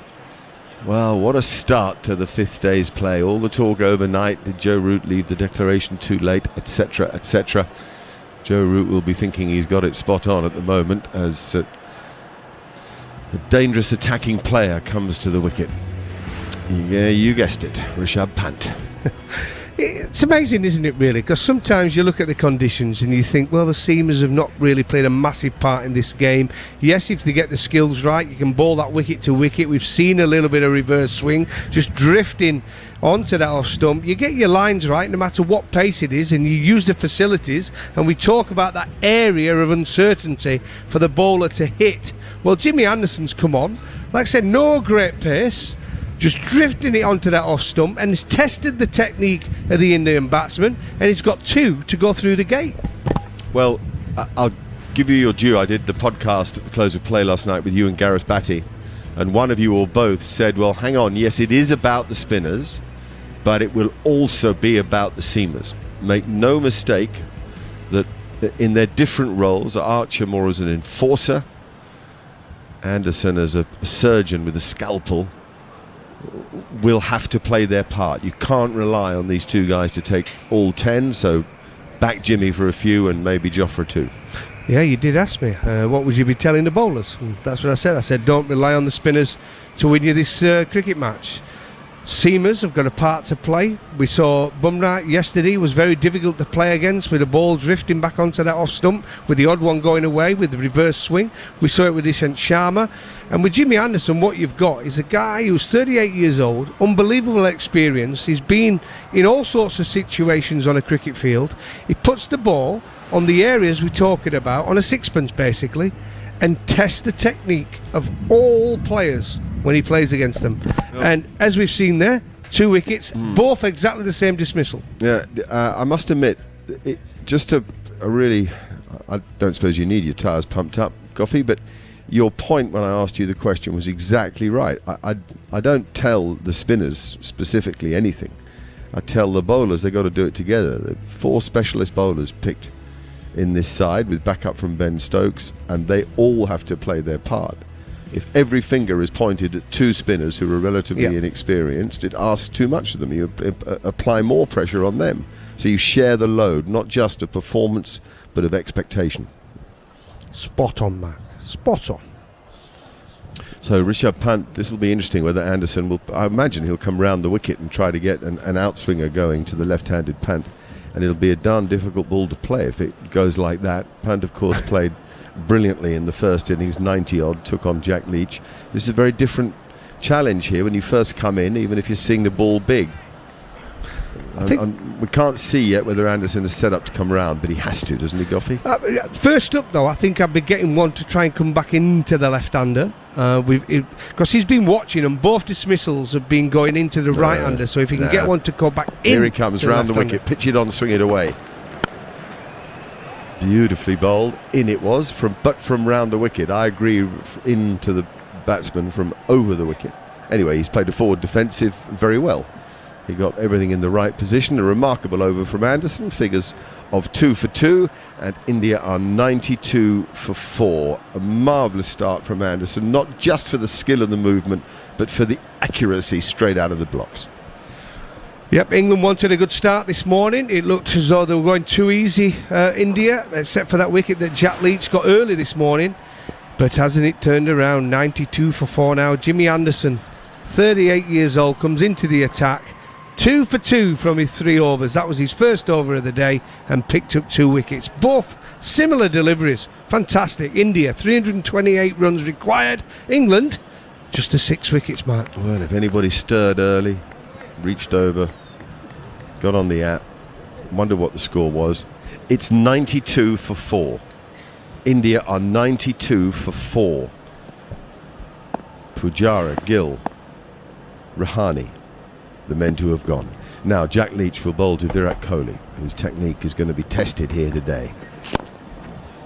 Very full ball, and he sort of digs it out, and it goes nicely actually off the middle of the bat to mid-off, but there's no run. The contest with Anderson will be riveting. They've had terrific battles over the years. Jack Leach now, and again just a touch too full, but asking Kohli to defend. Leach then shines the ball and gets the fingers working with a bit of sweat. Leach is concentrating. You can see pent-up concentration. Again, just every ball just slightly too full this over, but much rather that than slightly too short. He's a studious-looking cricketer, actually. Is Jack Leach? It's the glasses and the unassuming look, almost professorial. That's a beauty, absolute beauty. Well left by Virat Kohli. It pitches off stump, turns and bounces so high that Jos Buttler takes it up, well, almost around shoulder height. Gareth Batty has joined me. Only a couple of balls left in this over. That's one thing about Leach. He sure gets through his overs as the ball runs off a thick outside edge, and Kohli leans and watches it go to backward point, interested with the spin on the ball, I guess. He has 10. Pant has just arrived and yet to score. And unsurprisingly, television are replaying that beautiful in-swinger to Ajinkya Rahane. Back goes Kohli to cut, but picks out the man at point. It ricochets, and they do steal a single, which is actually annoying. Little things like that, that little misfield there is annoying, because it means Kohli will be on strike to James Anderson, getting a single from the last ball of the over. He has 11, it's 93 for 4, and after a word from Gareth, I'll be handing over to Neil Manthorpe. Yeah, Leach continuing with trying to get that angle back towards the stumps, trying to get it back in towards middle stump on a last day surface, starting to turn off the good bit of the pitch now, and he certainly looked very threatening this morning. Got in decent rhythm, and it's not natural for him. He's not naturally somebody that bowls with the angle towards middle stump. He's naturally more at off stump, so he's adapting to conditions in front of him. That's the impressive thing from Leach this morning. Virat Kohli on strike. He's batting well out of his crease. He's at least 6 inches in front of the popping crease. Here's Jimmy Anderson once again, and another in-swinger. Virat Kohli comes forward to this one, and a puff of dust as he digs out a very full-length delivery. Yeah, I feel like from when we were last on air, Manners, what was it, 20-30 minutes ago, I feel like James Anderson has been the breaker of this game. I think he's broken the back of it with those 2 wickets. And it's been alluded to that most spinners, you need your fast bowler just to get you the wicket, get you 1 or 2, get the tail up of the team, and then you finish it off. Just the one slip in for Jimmy Anderson. There's also a short straight mid-on, and this time as a single. Virat Kohli pushes it wide of mid-on. Well, you and Harmy both said before the start of play that, you know, as Mark Nicholas was just referring to, it's not just about the spinners. It's well, you get the ball to swing like Jimmy Anderson. I mean, those 2 deliveries are absolutely magnificent. The LBW, the previous delivery to Ajinkya Rahane, first delivery, was it just looked stone dead. It was hitting a third of the way up middle stump, but the impact fractionally outside the line of off stump. Umpire's call. England didn't lose their review. India 94 for 4. Here's Jimmy Anderson again, bowls to Rishabh Pant, comes forward and nudges one down towards Dan Lawrence at mid-off. You just, when you see Jimmy in these sorts of spells in the subcontinent, he just has that little bit of similarity about a Wasim Akram. He covers the ball up so you can't see what side the shine's on. It's got that real knowing run into the crease. It's almost a swagger as they're running in, saying, I'm coming to get you here, pal. He's bowled magnificently this morning. Here he is, up to the crease again, bowls. Pant driving this one through the offside. That'll run away over this pristine outfield for 4 runs. Jimmy Anderson has almost made that mistake there of saying Jimmy Anderson won't mind that. What an error that would have been to say. Of course he minds being hit for 4, but he's going to keep bowling full while the ball is swinging like this. He'll be absolutely frantic about keeping the ball in this condition, won't he? He'll be looking at every fielder who touches it. Core, yeah, it would have been said. The sweaty people, get your hands off. It will go to one person in the outfield, they'll do a bit of shining and then get it back to Jimmy. It's all part of the plan, it would have been spoken about. And the beauty of the game now, it's poised in that Rishabh Pant is not just going to go out there and defend in an old school manner. His mode of defence is to attack and get in positive positions, and if the bowlers miss, he wants to hit the boundaries still. Interesting that England have put a man at cover, almost extra cover. They've also got a closer catching cover. Here is Anderson again, bowls. Pant comes forward and pushes that one out towards extra cover, and there is no run. So Pant is off the mark with a cover drive for 4, and England have put an extra man at cover. Now that can be, and possibly will be, misconstrued by some people as a defensive move. It's not, is it? No, it's an attacking move. It's saying there are so many rough bits on the pitch outside of the main strip, but the main strip now is starting to take pace out of the ball, so you can be a little bit fuller for a drive and it just stay in the pitch. Anderson again to Pant, who comes forward and nudges this one out down the ground on the onside, and there's no run. Another beautiful over comes to an end from Jimmy Anderson. Absolutely superb. He was driven for 4, but he's asking questions with every delivery. India are 98 for 4 if you're joining us for the first time this morning. 3 wickets to fall. Shubman Gill bowled by Jimmy Anderson. Cheteshwar Pujara caught at slip, classic left arm spinner's delivery, turning it onto the outside edge, and Ben Stokes taking the catch at slip, and Ajinkya Rahane also bowled by Jimmy Anderson. 2 beautiful in-swingers to the right-handers, and no better sight than seeing the stumps flying. We have seen quite a lot of footage of the seamers together with the England fast bowling coach John Lewis going through some. Here's Jack Leach. Forward comes Virat Kohli stretching and pushing this behind square on the offside. Almost animated discussion between John Lewis and all the seamers. I mean, like really detailed planning, it seemed, and lengthy discussion about what the approach and tactics will be. Leach in once again, flicked away through the onside by Virat Kohli. Lovely strong wrists, bottom hand, and he's going to be denied a boundary by Jofra Archer, who chases it all the way out towards the deep mid-wicket boundary. We obviously are not privy to the conversation, but it's interesting to get your thoughts on what it might have been revolving around. Yeah, I think we can make a pretty good educated guess. There's a part on the pitch. It's just outside off stump. It's about the size of a small handkerchief where the pitch has been disturbed. And funnily enough, in Jimmy Anderson's first 8 balls, he hit it 3 times and you saw the pitch disturb. I'm not saying it particularly went up or down from it, but there was a puff of dust. So he's hit it 3 times out of his first maybe 7 or 8 balls. And that is definitely what they're talking about. How can we make the ball arrive into that area on the pitch and still be targeting the stumps with it being just outside off stump? Here's Jack Leach again, bowls, and some nice drift here, but Rishabh Pant pushes it into the gap at cover, and they go through for another easy single. Well, you said there's not too much up and down. The very first baller Jinky Rahane got, the ball that Jimmy Anderson hit that area, and it's hit him on just above the ankle. Yeah, you generally have the maker's name on your pad, don't you? Just above your shoelaces, it's smacked into that. Absolutely cannoned in, 2 inches off the floor max, off the ground. And he just survived the LBW shout because the impact was marginally outside the off stump. This time it's chopped away by Virat Kohli, a little bit of width outside the off stump, and they go through for a single. Rishabh Pant wanted to come back for the second, but Virat Kohli said no, just one will do. It's a good diving stop from Dom Bess in the outfield. But I suppose that instance showed that because it's just outside off stump, it's how the ball arrives. You have to get the angle back towards the stumps.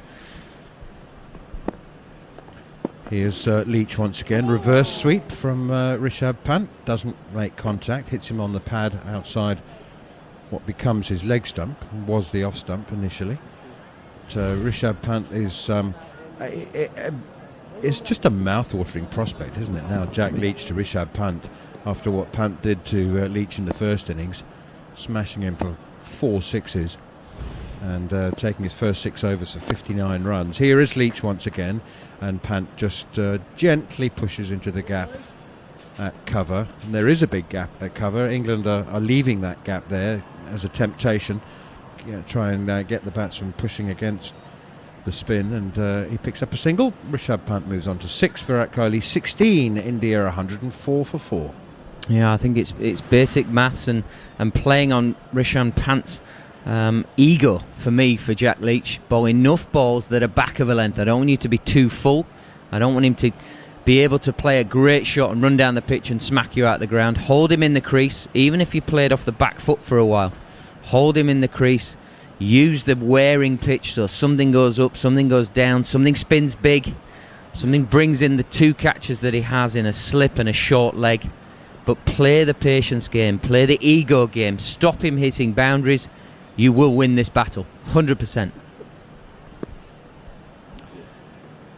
Things have gone absolutely as well as England could possibly have hoped for in the first hour and 12 minutes of the day. Hello, Jared. Do you want a fun fact about Jimmy Anderson? Absolutely. Is there anything we don't know about Jimmy Anderson? Here he is once again, continuing. Rishabh Pant plays defensively, no run. He has, as we speak, a better bowling average in Asia than Kapil Dev. Wow. Is that not a fun fact? I tell you what, I thought you were talking about go-jetters when you said fun fact. I thought you were saying funky fact. The little unicorn man on it. His first 20 tests in Asia, he took 59 wickets at 30. And his next 4 tests, he's taken 11 wickets at 18.5. That's another fun fact. There's 2 of them for you, Manas. Anderson in once again. Rishabh Pant drives up towards Dan Lawrence at mid-off. No run. Coming into this series, I think Kapil Dev had a slightly better average than him, and Manoj Pravakar had a slightly worse average. So he's kind of mid-table, but he's slowly going up. If he keeps taking 2 for 2, a couple of wickets in and over, I think he'll end up with really good figures in Asia. I think that should be his plan, Manas. I just don't understand why bowlers don't try and take more wickets and batsmen don't try and make more runs. It seems very simple from here. Here is Anderson once again, and Rishabh Pant pushes it square of the wicket on the offside towards point, where it's fielded by Dom Sibley. He used to be known as Jimmy Clouderson in India, didn't he? He's still known as that. It's funny that the whole first half of his career, there was no clouds anywhere he bowled, and the second half of his career, there seems to be clouds everywhere. It's like he's got his own microclimate, his own, slurry or something above his head. It doesn't need clouds to swing the ball now, Jimmy Anderson. Here he is once more, and this time swings it into Rishabh Pant, who drives out towards mid-wicket. Joe Root dives to his right to field it. No runs for a while now. That's not the point, not relevant.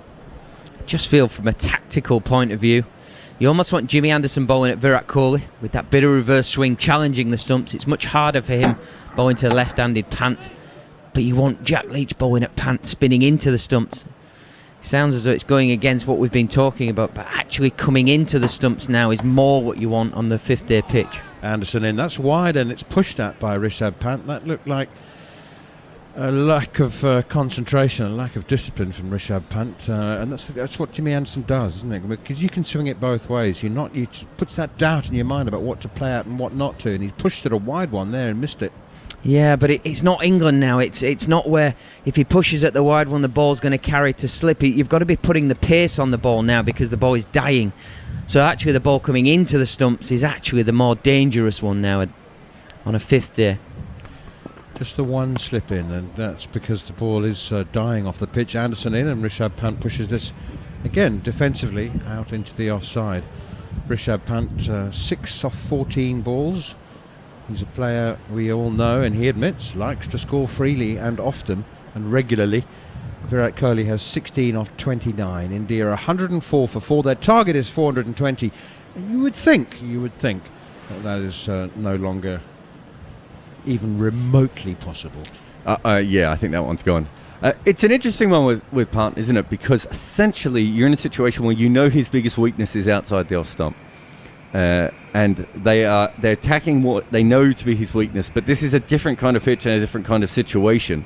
So whether Anderson should either be bowling around, so over the wicket, and maybe trying to swing it back into him, even though that's into Pant's strength, we know that there's a chance the ball's going to keep low or something's going to happen, and with the reverse. But they're going towards his weakness and hoping that the edge carries, I assume. Jack Leach continues, and that one is driven down the ground by Kohli, half fielded by Leach, no run. Yes, and rightly so, but I think they're going to his weakness to try and drag him across the stumps so that then the straighter ball becomes a little bit more his weakness because his head is too far outside the off stump. Slip and a silly point, backward point, extra cover, mid-off, mid-on. Well, not quite a ring field. Here's Kohli steering it towards backward point, just gently, very soft hands that allows him to go through for a single. Kohli very clearly is doing everything he can to rotate the strike. He's looking for singles. He's trying to keep the... never mind the scoreboard. As you just say out of habit, keep the scoreboard moving. It's not a matter of keeping the scoreboard moving. It's a matter of keeping the batsmen moving, keeping them rotating. Down the wicket comes Rishabh Pant, turns it into a full toss and drives it through the offside. Nobody's sweeping on the cover boundary, so 4 runs it is. That's Rishabh Pant gently counter-attacking. Yeah, I think he, like all good players, they pick up length quickly. So when Jack Leach goes fractionally up out of the hand, more often than not, Rishabh Pant is down. He's down the wicket. He's quick on his feet. He's wanting to get to the pitch of the ball. It's his real strength. It's his skill. And on this occasion, Jack Leach just got it a fraction full, and he was able to get it on the full toss. And literally, all you have to do is put the bat onto the ball with a fraction of an open face, and it scuttles off to the boundary. Nice piece of batting. Here is Leach once again. Quicker one. Stronger delivery that time, but Pant again pushes it out towards extra cover. He's picking his gaps quite clearly. He knows exactly where he wants to. He knows where the gaps are. If he's not hitting boundaries, if he's not turning deliveries into full tosses, he's wanting singles. Taking a leaf out of Virat Kohli's book, looking to rotate the strike regularly. Don't want to get stuck in a rut, one batsman against one bowler. Leach then, a couple of deliveries left. He's bowled unchanged from the start so far. He's in once more, and that one is pushed gently out to Ollie Pope at silly point. I very much like the field that Leach has got, though, having a point and then just a mid-off. It's encouraging Rishabh Pant to play the higher risk potential of into out, so opening the face to get it into that offside. What that does is it brings in slip by putting pace on the ball, but it also brings in short leg, that inside edge that we saw Dom Best bring in from Coley. I think it's smarter, I think it's nice from Leach. That's something very interesting. Jack Leach is in once again, and that's played defensively by Virat Kohli. Did you see there, for the last ball of the over, Joe Root sent 3 infielders out. Almost looked like he was trying to give Virat Kohli the single. Which exactly goes back to my point of the matchup. He wants Jimmy Anderson's probably got the wood on him a little bit as well. He's got him out a lot of times in Test cricket, which will play on the mind. But it's the fact that Jimmy's got this ball reversing beautifully. It's kind of like, can we challenge Virat Kohli? He's still relatively early in his innings. Can we challenge his defence? Can he back himself to hit the ball? Because he can't get his pad too near to the ball with this big reverse swing. He's looking at an LB candidate. But it's also to flip it on its end and say, we want Leach at Pant. And this is where your point, Manners, during that over. The rotation of the strike is to actually take it out of the bowler's hands. They can't just pin somebody down one end and bowl lots of balls at them, because we know something will happen on this surface. The batters are trying to make it a more out-and-out skill that this ball is going to be the one, as opposed to bowling 6 and one of them will do it. I'm still digesting that that Joe Root was very ostentatiously, or I should say obviously rather than ostentatiously, looking to give Virat Kohli a single. It's like saying, we want James Anderson to bowl at you because he's better than you. And it's Virat Kohli we're talking about. I just wonder as well, here's Anderson, then does begin a new over to Rishabh Pant. I just wonder whether it was deliberately an obvious move to play on Virat Kohli's mind, his ego. Must be a Jedi mind trick, because I'm thinking exactly the same, man. All these little things are just a way of trying to get in the jink of somebody's armour. It's just keep prodding away at them, keep prodding, and if you prod at the same spot, it hurts after a while. So it's just these little things, the psychological game within the physical game that we're watching. Here is Anderson again, bowls, beats Pant outside the off stump. Again, he's just pushing, he's just reaching for one that's just a little bit wider than he needs to play at. Just on the ends, can you tell me the names of the 2 ends? Because I took a photo and then realised I accidentally cut out the names. What are the names of the 2 ends of this ground? The Anna Pavilion end and the V. Pattabiraman Gate end. So the Anna Pavilion end is where the seamers have bowled from generally. At that end, before Jimmy Anderson's wicket, they were averaging 110 from that end. That's come into 74, but the other end, where mostly the seamers haven't bowled from at all, they're averaging 21. So a bit of a difference. Yes, there is. Here's Jimmy Anderson again. Is driven straight to Joe Root at short cover. Anderson has his 3rd wicket. Rishabh Pant has fallen straight into the trap set by Anderson and Root. He's got him driving outside the off stump, and he's fallen for it. He's driven it straight to the captain. He's in the drive position at short cover. Pant can't believe what he's done, but Anderson can, and so can Root, and India are 5 down. What a wicket. Brilliant, brilliant, brilliant. He's set him up beautifully there, James Anderson. He's using the pitch. He's not fighting the conditions. He's not got 3 slips and a gully. He's got a drive man in the offside that he put there the previous over exactly for this. It's a beautiful length ball, a bit of reverse swing away from him. Rishabh Pant playing in front of himself. The ball holds in the wicket. Joe Root never dropping that. That was his plan with the great man James Anderson, and James Anderson has absolutely blown this game open. Told you to bowl at the stumps. You didn't listen to me, all your outside off stump nonsense. That end now slashed the bowling average again. It's come into 63 bats. Anna Pavilion end making a huge dash just at the end of this game.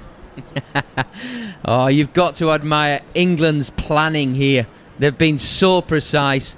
I've banged on about it a few times, particularly in Sri Lanka 18 months, 2 years ago, not the recent tour.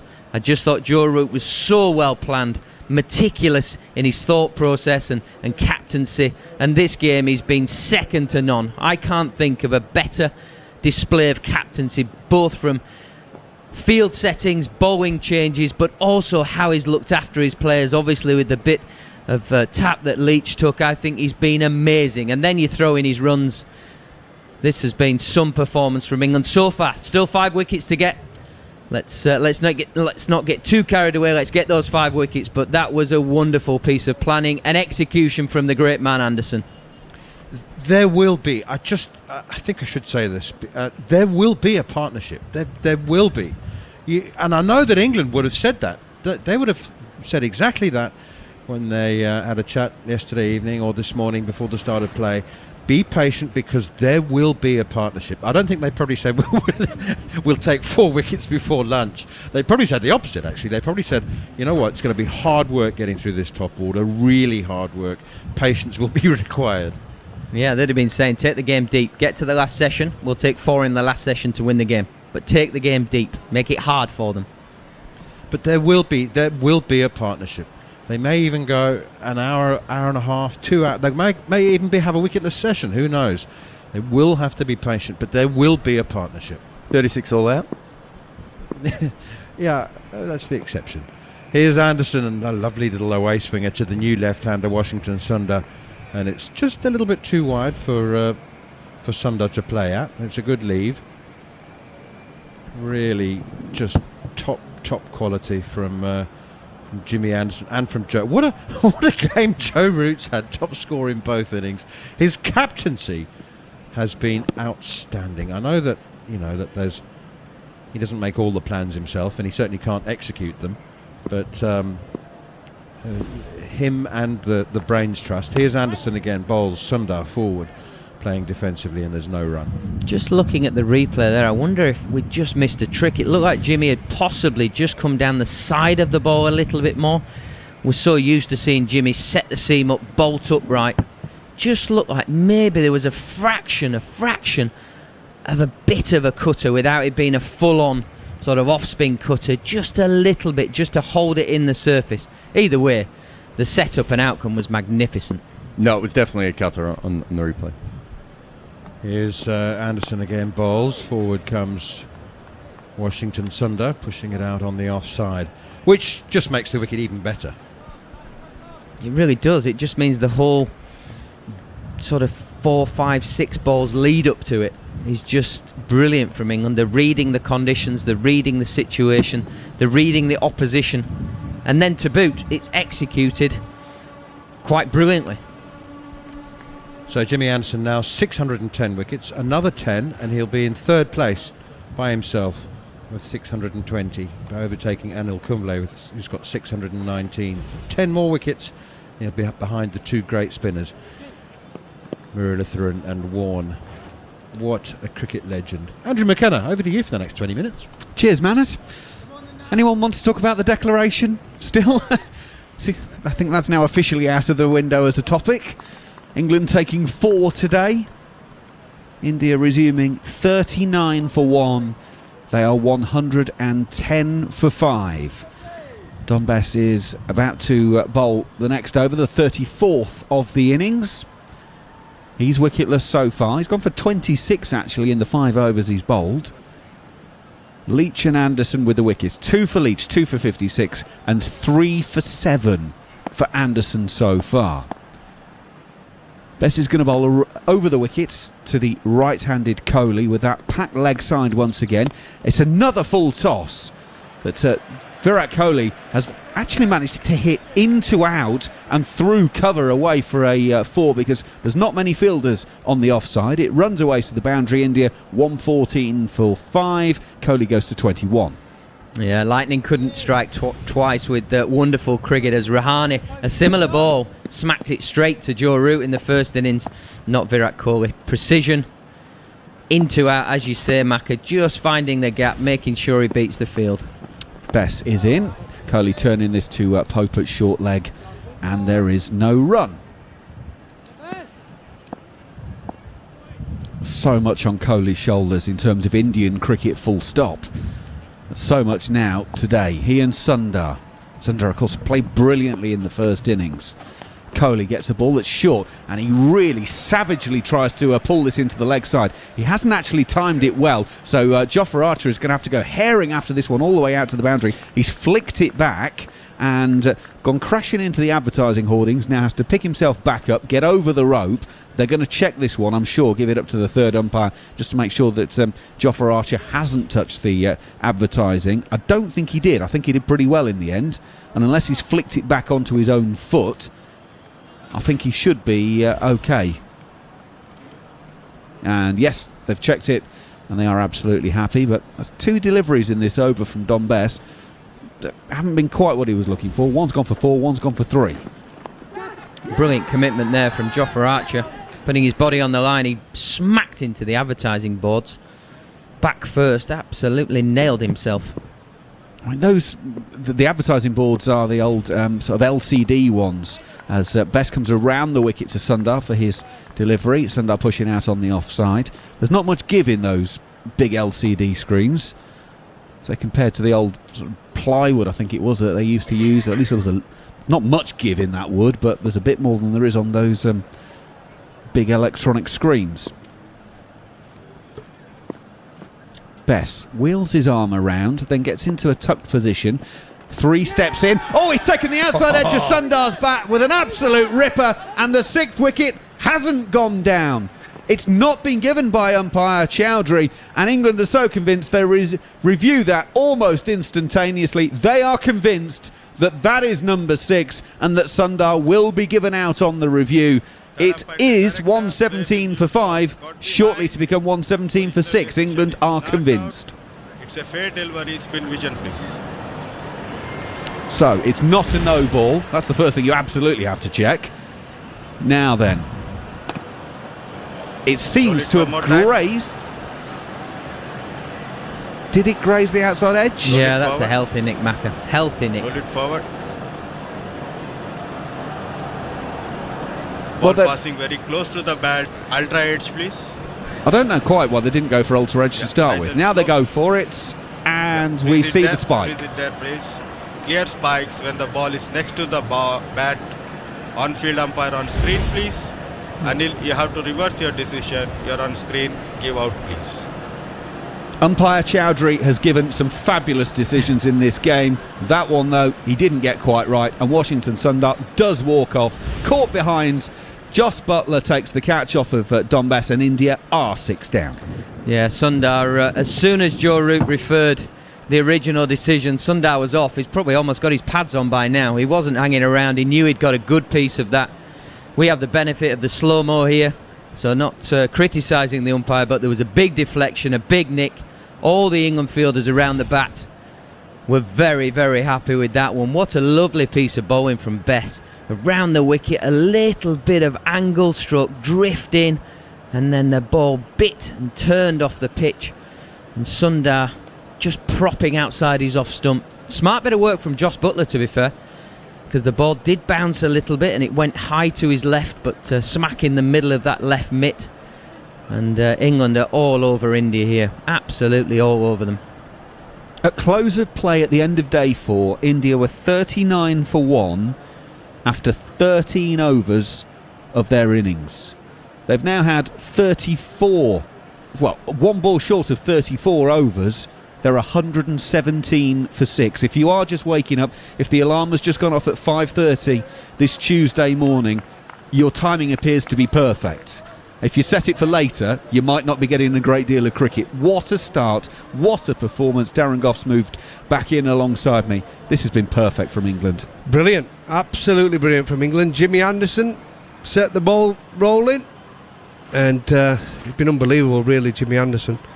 2 wickets, testing the technique of the Indian batsman from over the wicket, and then testing the technique of the left-handed punt from around the wicket. Brilliant to watch. Ashwin is the new batsman. Final ball of this over for Dom Bess. He's around the wicket to the right-hander.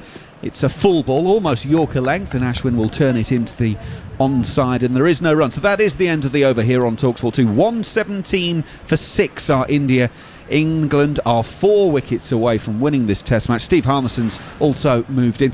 I don't think I'm betraying too many secrets, Harmy. Before play started, you and I had a conversation, and our one concern today was Pujara and Rahane getting stuck in and batting for an awful long time and making life difficult for England. Well, they've both gone so quickly. This is a perfect start for England now to just run through. Oh, absolutely, Macca. This is dreams are made of stuff for Joe Root and the England captain. Anderson, what a spell that was by Jimmy Anderson.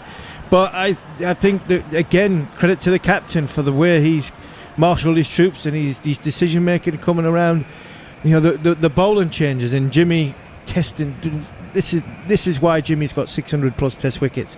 He tests techniques and the indifference in anybody's technique. If there's something not quite there with your technique, again with Pant, me and Goffey talking about it off air just a second ago.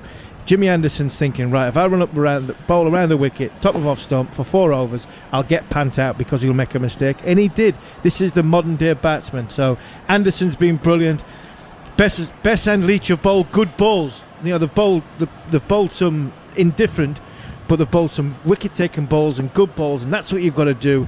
And England are in a magnificent position. Anderson is in once again to Virat Kohli. Kohli opening the face, guiding it to point where Dom Bess will field, and there's no run. 5 wickets in 21 overs and 1 ball this morning for England so far.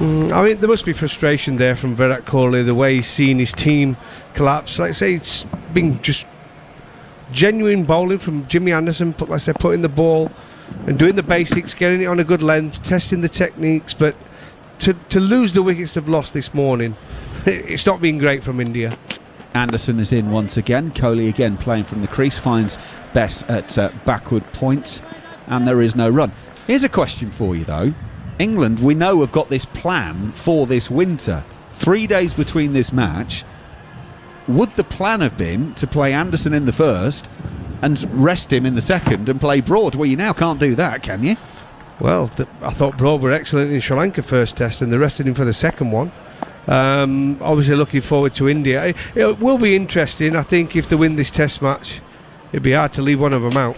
Anderson goes in. Kohli from the crease plays it back down the pitch. Rootfield's no run. No, I think that's not so much missing a point. I just think England, yes, they've got the plan and they will stick to it. I think Broad will play in the second test match ahead of Anderson. But when you're making decisions like that, I don't think you're not losing a great deal, to be fair. I think the Broad-Anderson argument, whether they can play together or not, is a relevant one in the Southern Hemisphere. But if one does play and gets replaced by the other, as Anderson is in, bowls to Kohli. Kohli leaves it through to Joss Buttler. You're not devaluing the team, in my opinion. I think they've got different skills because Stewart's a bit taller, and you know he brings a different weight of getting wickets to Jimmy. But I think at the end of the day, when the grand scheme of things, you are getting a world-class bowler, experienced, who knows how to hold the game for your one end as a captain. So for me, I don't think you're devaluing the team. If Anderson goes out and Broad comes in, I think potentially what you might see is in the third test, they play together under the lights. Anderson is on his way. He's bowling to Kohli. Kohli takes that from round about middle and leg and turns it down to Jack Leach at long leg and will take a single. Kohli will go to 25. 117 for 6 are India. Well, look, listen, England have got the plan. They know exactly what they're doing. They've rested players. They've took some criticism for it. We've got Josh Buttler going home after this one. So that'll be talked about come the next test. So they're going to have to make a change there. Folks is probably going to come in and keep wicket. Bess, if you wouldn't have had the best of days today, you could have brought in Moeen Ali if they're worried about the batting. With Jofra Archer, his pace has been down, except for that first spell on in India's innings. They could easily bring Broad in for him. There's lots of options. They've got Chris Wokes as well, who's desperate for a game of cricket. He's been sitting and watching for the last couple of months. But the Archer one's an interesting one. But I think the whole thing's been set up by Archer. Them 2 wickets on that in the first innings. In goes Anderson. Ashwin in behind this one, pushing out on the offside. Ollie Pope's at short cover. There's also Joe Root at short mid-on, looking for the ball clipped back, but there isn't on this occasion. That's why you need Archer in the team. You need Archer in the team because you need variety. You need something different. Okay, Army. So, but the problem is, you're talking about he hasn't got the miles in his legs, and it's going to be difficult for him. And what we've seen is he's looked a little bit tired. I know it's his first test for a while, but he hasn't looked like he did that first spell when he got those wickets, was magnificent bowling. He was proper quick bowling. But since then, he struggled a little bit. Yeah. Whether he's feeling jaded, I don't know. Quite possibly, out of rhythm, out of sync, trying to get back going.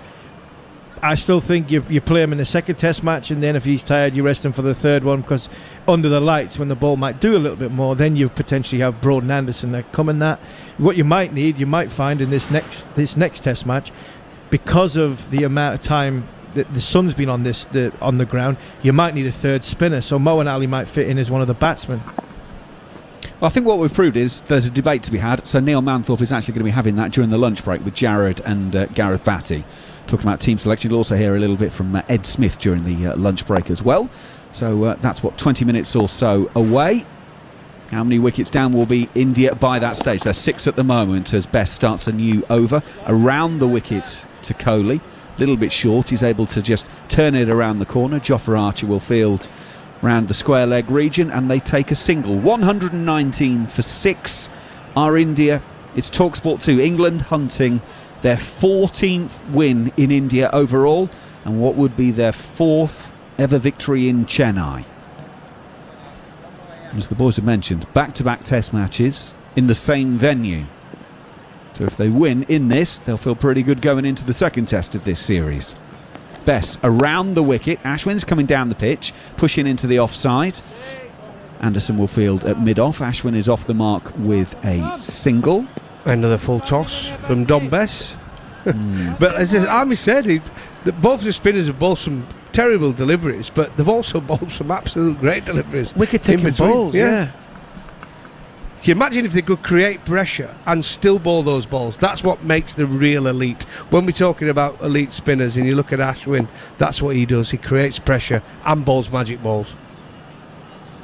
Bess around the wicket to Kohli. Kohli's coming down the pitch, and the bottom hand whips the bat round, closing the face, working it into the leg side. Even though England have got a couple of men stationed in close looking for catches, he's able to whip it around, take the single to take him to 27. India 121 for 6. And that could be the argument for Broad and Anderson, Darren, that this Indian side, because we feel that the techniques aren't as strong. Bess comes in once again around the wicket. Ashwin, that one bounces a little bit, just drops it down though at his toes, and Jos Buttler will field no run. And you feel as though they can put pressure on them by bowling dot balls, and they'll give their wicket away, or they'll make a mistake. Then there could be an argument for Broad and Anderson, but for me, you still need the pace of Archer. Bess around the wicket. Oh, Ashwin's coming down the pitch. Bess saw him coming, fired it through a little quicker, but Ashwin was able to just sort of fiddle it out on the offside, because otherwise he was walking straight past that one and was going to be stumped by Jos Buttler. But you know the thing is, Army, as well, just a stat came up on TV a little bit earlier, and you can see why they're thinking about resting and not playing them together. Bess to Ashwin, low full toss, hit up to Dan Lawrence at mid-on. No run, end of the over here on TalkSport 2, 121 for 6. Because when you start looking at they're probably looking at the stats, which they do. They've got loads of stat men now working with England, and his stats just come up there about Jimmy Anderson's averages when he's in countries he's travelled to, and he's averaging nearly 36 in Australia, 33 in South Africa, and he was over 30 in India. Obviously, he's just got under 30 now with this spell of bowling, which has been magnificent today from Jimmy Anderson, 3 for 8 off 7 overs.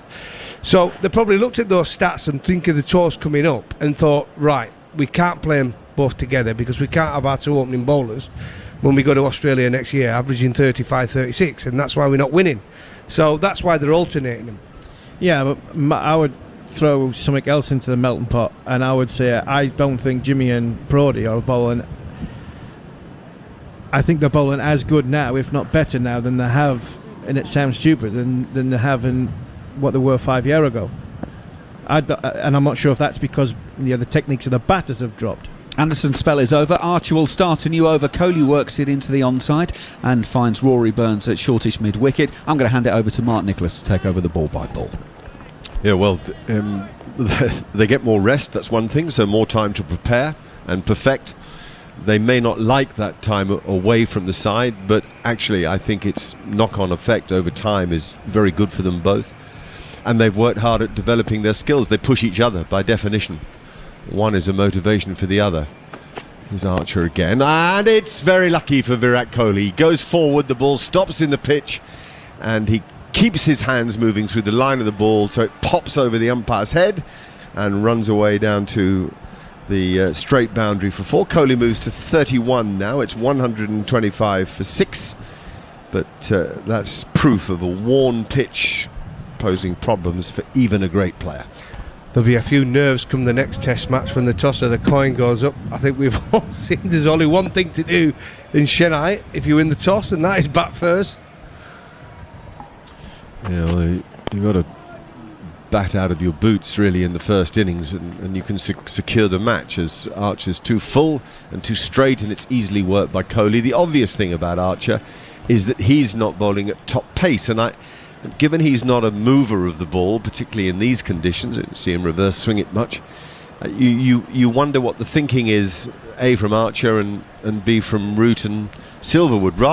Rather tell him he'll only bowl 2 or 3 over spells, and you only want 2 of them, but you want them at full rat power. I mean, that seems to be a better idea to me. There was a single there to mid-wicket. Kohli 32, Ashwin 1, 2, 6 for 6. Yeah, you want Jofra to bowl fast. If he's not going to bowl fast, he shouldn't play, for the simple fact that Broad can do the same option. Well, he's bowled a great bouncer there at Ashwin. That's what you want from Jofra Archer, as if he heard if he heard us on comms. I mean, it's looped up and it's safe. Lucky it sort of dropped where, I suppose, 5 yards short of second slip, but it was a beautiful delivery, soaring into his throat, and he fended it away, much as Ishant Sharma did in the first innings to Anderson, and he fended safely on this occasion. Just one thing as well, what we've not seen from Jofra, which I'd like to see, is, but we've seen Bumrah bowl lots of Yorkers and Sharma attempt lots of Yorkers on these pictures. If you're going to follow that up with that sort of delivery to a lower order batsman, I'd like to see him bowl more Yorkers, because he bowls them so well. You only have to look at his record in the IPL and the Big Bash. When he gets the ball right up there, he castles batsmen for fun. Well, I suggest, Darren, if he bowls a Yorker the very next ball to Ravi Ashwin, he might get a test wicket, because that was an absolute beauty. That was a snorter, wasn't it? That was an absolute beauty, so follow that with a Yorker. And it's the knuckle of the is it the second finger, and actually the physio is looking at all the knuckles of the hand. It's the joint of the middle finger, I think, that's been struck, and that's what they're concerned about. Doesn't look to me like there's any break, but it's an example of the threat of Jofra Archer. So that's fine on these pitches. You kind of have to deal with Archer. You're going to bowl very short spells and not too often, but we've got to have them at maximum firepower. In the first innings, Mark, that's how we got off to a good start. He got 2 wickets, Rohit Sharma with an absolute beauty, and all of a sudden, and bats will tell you, it's a different game as a spinner when you come into the game, and the batsman's not 30, 40, 50 not out. You come into it, the seamers have done their job, got you off to a good start, got the wickets, and that's what we want from Jofra Archer. He went at 5 and over, but I wasn't bothered with that. I want him to take wickets and be aggressive. Long chat between Anderson and Archer. And Ben Foakes is out there in the bib, taking out a drink and a few rags to just dry the face from the perspiration, from the humidity. Ben Foakes, of course, will be playing in the next test match here at Chennai. Jos Buttler goes home after this match for his period of rest prior to the one-day matches. Bairstow doesn't arrive until the 3rd test, so Ben Foakes is a shoo-in for that slot. Fine wicket-keeper, though we must pay due credit to Jos Buttler, who's been very good with the gloves in both Sri Lanka and here. His catch to get rid of the left-handed Washington Sundar a moment ago was very good. Doesn't look much, but like all the best wicket keepers, you barely notice they're there.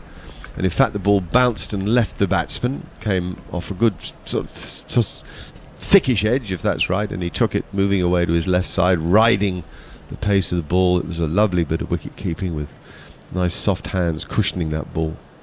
All credit to Jos Buttler for that. Kohli has 32. He's had a good look around. He's very worried about Ashwin's hand, but he seems okay, does Ashwin. He's put the glove back on and he's going to take guard. 1, 2, 6 for 6. If you've just woken up, it's been the most dramatic morning. Jack Leach opened the door by getting out Cherishwar Pujara, and boy, did James Anderson push it wider and wider open. Here is Jofra Archer now. Runs it to Ashwin, bangs it in again, and Ashwin gets out of the way. Harmison was calling for a Yorker. Maybe we'll see it this ball. It is funny. It's something in a mindset that in T20 or one-day cricket you can find Yorkers, in Test matches you can't for some reason. I don't know why that should be. If you bowl quick, you're one of a kind, and the two guys I'm commentating with, Steve Harmison and Darren Gough, will tell me why that might be the case. Well, you look at the guys who are taking wickets in Test cricket now. You look at Bumrah, he bowls lots of Yorkers. You look at Wagner at New Zealand, he bowls lots of Yorkers. It still works. If you can bowl it and bowl it well, you'll take wickets in any form of the game. So why doesn't Jofra Archer try it? Is it just thinking? It's thinking as opposed to not being comfortable with it. I've had that chat with him on numerous occasions. He said he does try sometimes. He just doesn't get it right. But in one-day cricket, he's one of the best at it. Here he comes again. A slip, a short leg, a short mid-on, a short mid-wicket. And he bowls on a good length. And Ashwin is in line and pushes it out to square cover, sort of really tucking in behind it. A little flex of the knees there. It's the end of the over from Jofra Archer. We've got just, what have we got? 20 past 11 in Chennai. And almost 10 to 10. 10 to 10 here. No, what am I talking about? 10 to 6. 10 to 10. I dream. 10 to 6 here in London. So you might just be waking up to hear the news that England have taken 5 wickets this morning, and all with good balls, like really, really good balls. 1 for Leach, 3 for Anderson, and 1 for Bess. Yeah, 20 past 11 in Chennai, so a reminder that the playing hours there are 9:30 to 11:30, lunch at 11:30, then they start again at 10 past 12 and go through to 10 past 2, then 2:30 until the close of play. It's because light goes in the evening so quickly in those slightly... Oh my goodness me, these full tosses from Dom Bess. That's another huge waist-high full toss that disdainfully Kohli pulls away for 4 over mid-wicket. Really, I've never seen an international bowler bowl this many full tosses. It's like baseball style, isn't it? You know, they've come out waist high. Just a free hit for Kohli when there's a man out there, so you've got to be careful, the Indian captain, where he hits it, because he doesn't quite concentrate. He could actually pick the field. I think it's Dom Sibley out in the deep. Oh, I think Bess has got to be careful of bowling. And another one. And now he's driven it down the ground for 4. Really? Come on, Dom Bess. This is odd and a worry. You know what? It can lead to a yippy approach to bowling. You begin to self-doubt. It's a very dangerous thing. Kohli has 36. India won 34 for 6. It is. You don't want to be giving Virat Kohli free hits either. He's hard enough to bowl it as it is. Never mind bowling the odd full toss here and there. And that's 2 on the trot now from Dom Bess. But the way things are going, Darren, he's bowled 2 or 3 full tosses, a half tracker, and then bowls an absolute beauty, which gets an inside edge onto the pad, and then one of the fielders close in gets a catch. He seems to be, it's either a fantastic ball or it's getting blazed away for 4. Here he comes again. Anderson has had a chat with him. It's another full toss, 3 in a row, and Kohli's done it again. Flicked it wide of mid-on, 3 consecutive boundaries of 3 consecutive full tosses, and the bowling coach Jeetan Patel has his head in his hands, can barely look. This is definitely something unpleasant. There's a mental issue here. Bess has lost confidence. He's bowling at the great Kohli, who he got out in the first innings with a fine ball, but he almost can't let go of it. He's not managing to complete his follow through. He's putting it there and looking. It's a dreadful thing for a cricketer. You can only feel for him, but cricket is a game that strips you to the bone. He's exposed here. He'll be talked about. Everybody watching will be wondering why. They'll be disbelieving of a player at this level suffering in this way. And just a moment ago he had the wicket of Washington Sundar. How fragile we are. 3 men around the bat, a slip, a leg slip and a short leg. He's coming round the wicket. Can he rip it in there? Bowl a magic ball. That's a nice delivery. Played down quietly by Kohli to short leg. He got a little bit of his skip back in his approach there. He didn't come to the wicket quite so, what's the word, reticently probably. Here he comes again, as I say, sticking to round the wicket. And he's bowled a very full ball that Kohli digs out down the ground for a single to mid-on. And I think he'll be pleased to have Kohli off strike just to change the canvas. 139 for 6 here in Chennai. A remarkable morning for England. A series of excellent deliveries, taking wickets and really hammering the door down.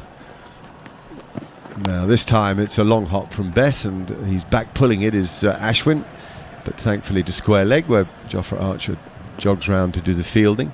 Very different period of play with Bess and Archer than from Anderson and Leach a while back. 140 for 6 then. We've got 5 or 6 minutes until the lunch break. How England would like just one more. Well, you always say that, don't you, if you're the fielding side. The truth is that at the start of play, if he'd been offered 140 for 6 at lunch, he'd have taken it with Joe Root. Would he? Would he ever have taken it? I think he might have gone off at lunchtime and phoned his old mate Michael Vaughan, the captain, and just give him a little wake-up call and say, Michael, are you watching? Are you watching after a little bit of criticism he got last night? I tell you what, if I was Joe Root, the way things have gone for his test match so far, I think I might have a little bowl myself 5 minutes before the end of play and see if I can get Virat Kohli out, because the way things have gone for Joe Root in this test match, I wouldn't put it past him to get a wicket and break this partnership. Would he put in a silly point or a short gully or something here? If he's going to bowl a couple, there's going to be at least 2 at Ashwin's throat in the over, surely. I can't see the field at the moment. No, there's no one there. Here he is, he bangs it in, yep. And Ashwin pretty easily ducks under that one. It was a bit too short, but certainly Archer's coming in now. Really got the knees up. We used to say that about Curtly Ambrose. When the knees were up, you knew you were in trouble. Again, nice footwork from Buttler, taking the ball as it drifted down the leg side. He's really looked the part in these 3 test matches, 2 in Sri Lanka and 1 here in India, all down in the south, of course. Gaul followed by Chennai. Ashwin waits and pushes at a ball that's just outside off stump. There's no run as it goes to point. In general, Ashwin likes to get bat on ball. It doesn't leave a lot unless it's absolutely leavable, like good length, 2 or 3 feet outside off stump. He likes to feel the bat on ball, even if he opens the blade a bit. I think that's why a man under the helmet at silly point might not be a bad fielding position. They've got a catcher on the drive on the leg side. He could potentially come across into a sort of silly point area. Bangs that in, that hits the glove again. He's unhappy, it's hurt him. It's hit higher this time, more on the wrist area. He shakes his hand as R. Ashwin. Now he takes the glove off to have a look. Kohli is concerned at the non-striker's end, Goffey. He is, because that's his main spinner as well. And when we're talking about world-class spinners in this match, he's the one that stands out head and shoulders above anyone else. And there'll be a few batsmen in the England team thinking, oh, just keep him out the odd test match here, Jofra. And I think the frustration for Joe Root, I think, were clear last winter with Jofra Archer. They wanted him to do one thing. I don't think Jofra felt comfortable doing it. He weren't taking wickets. His confidence was low. And they really want him to charge in and bowl these sort of deliveries to the batsman and put that doubt in the batsman's mind, so then the rest of the bowlers can cash in. And it didn't really work for him. I think he's had a time out of the side now through rest and the way things have gone throughout the summer. And this is a big tour for him. And he started off so well, didn't he, Army? Excellent the way he started off in this test series. He bowled with terrific pace and skill and picked out those 2 Indian batsmen, and that's what we want to see as fellow fast bowlers. We want to see Jofra bowl like that. Yeah, and I think because of how well Jofra came into the game and the fanfare he came into with the white ball, almost the criticism last year, I felt sometimes, and I felt myself getting carried away and criticising Jofra Archer.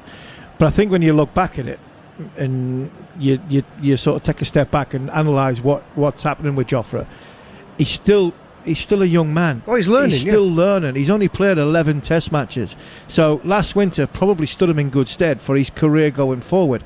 And if he's going to do what he's done in this test match, which is bowl aggressively and take wickets, then if he is learning like that, then the future's bright not only for Jofra but for England in test match cricket, because England need this type of bowler.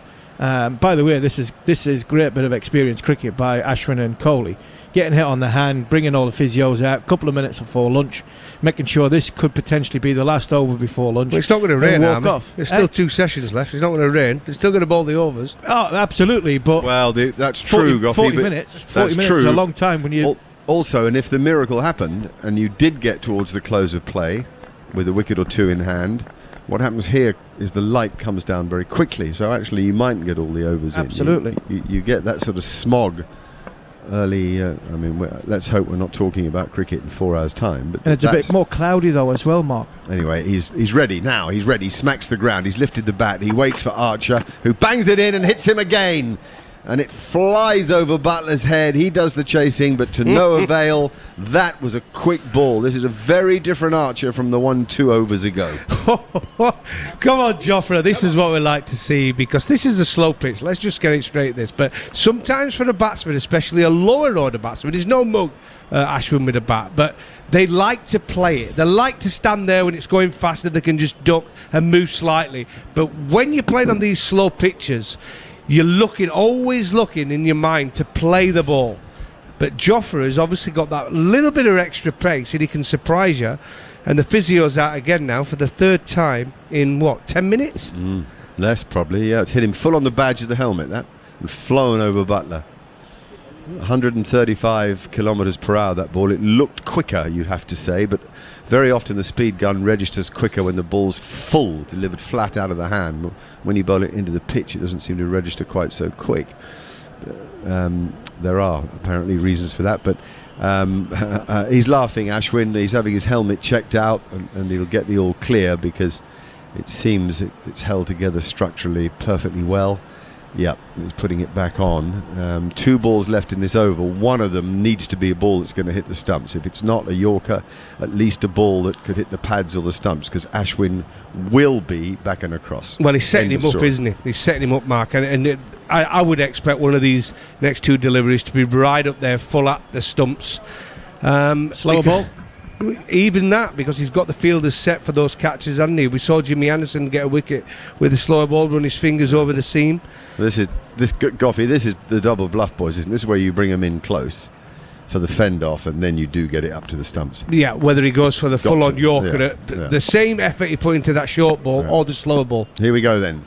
Ashwin on strike. In comes Archer, and he bowls short, and he goes back and defends well right inside his crease on his stumps. He'd only have a few inches to go to tread on those stumps. He knocks it down to short leg. This is beautiful from Jofra Archer. This is what I want to see. This is, for me, is why he's in the team, especially in the subcontinent. He's there not exactly to take wickets, but he's there to create something different. He's create pressure, create the anxiety of the batsman. Well, the over ends with a length ball that's pushed quietly to cover, and there's no run from it. And yes, they have managed to drag the over out so that we reached the lunch break with the score still at 144 for 6. A morning to remember for England, a morning that gave Root just about everything he wanted, bar the wicket of Virat Kohli. India 144 for 6, having lost wickets to good balls. That's the exciting thing, there's plenty there for the bowler, that's clear. Also, there's a smiling Archer leaving the field, nicely fired up, having spotted a way to bowl perhaps. Maybe he'll give him another chance straight after the lunch break. But all in all, a morning dominated by England.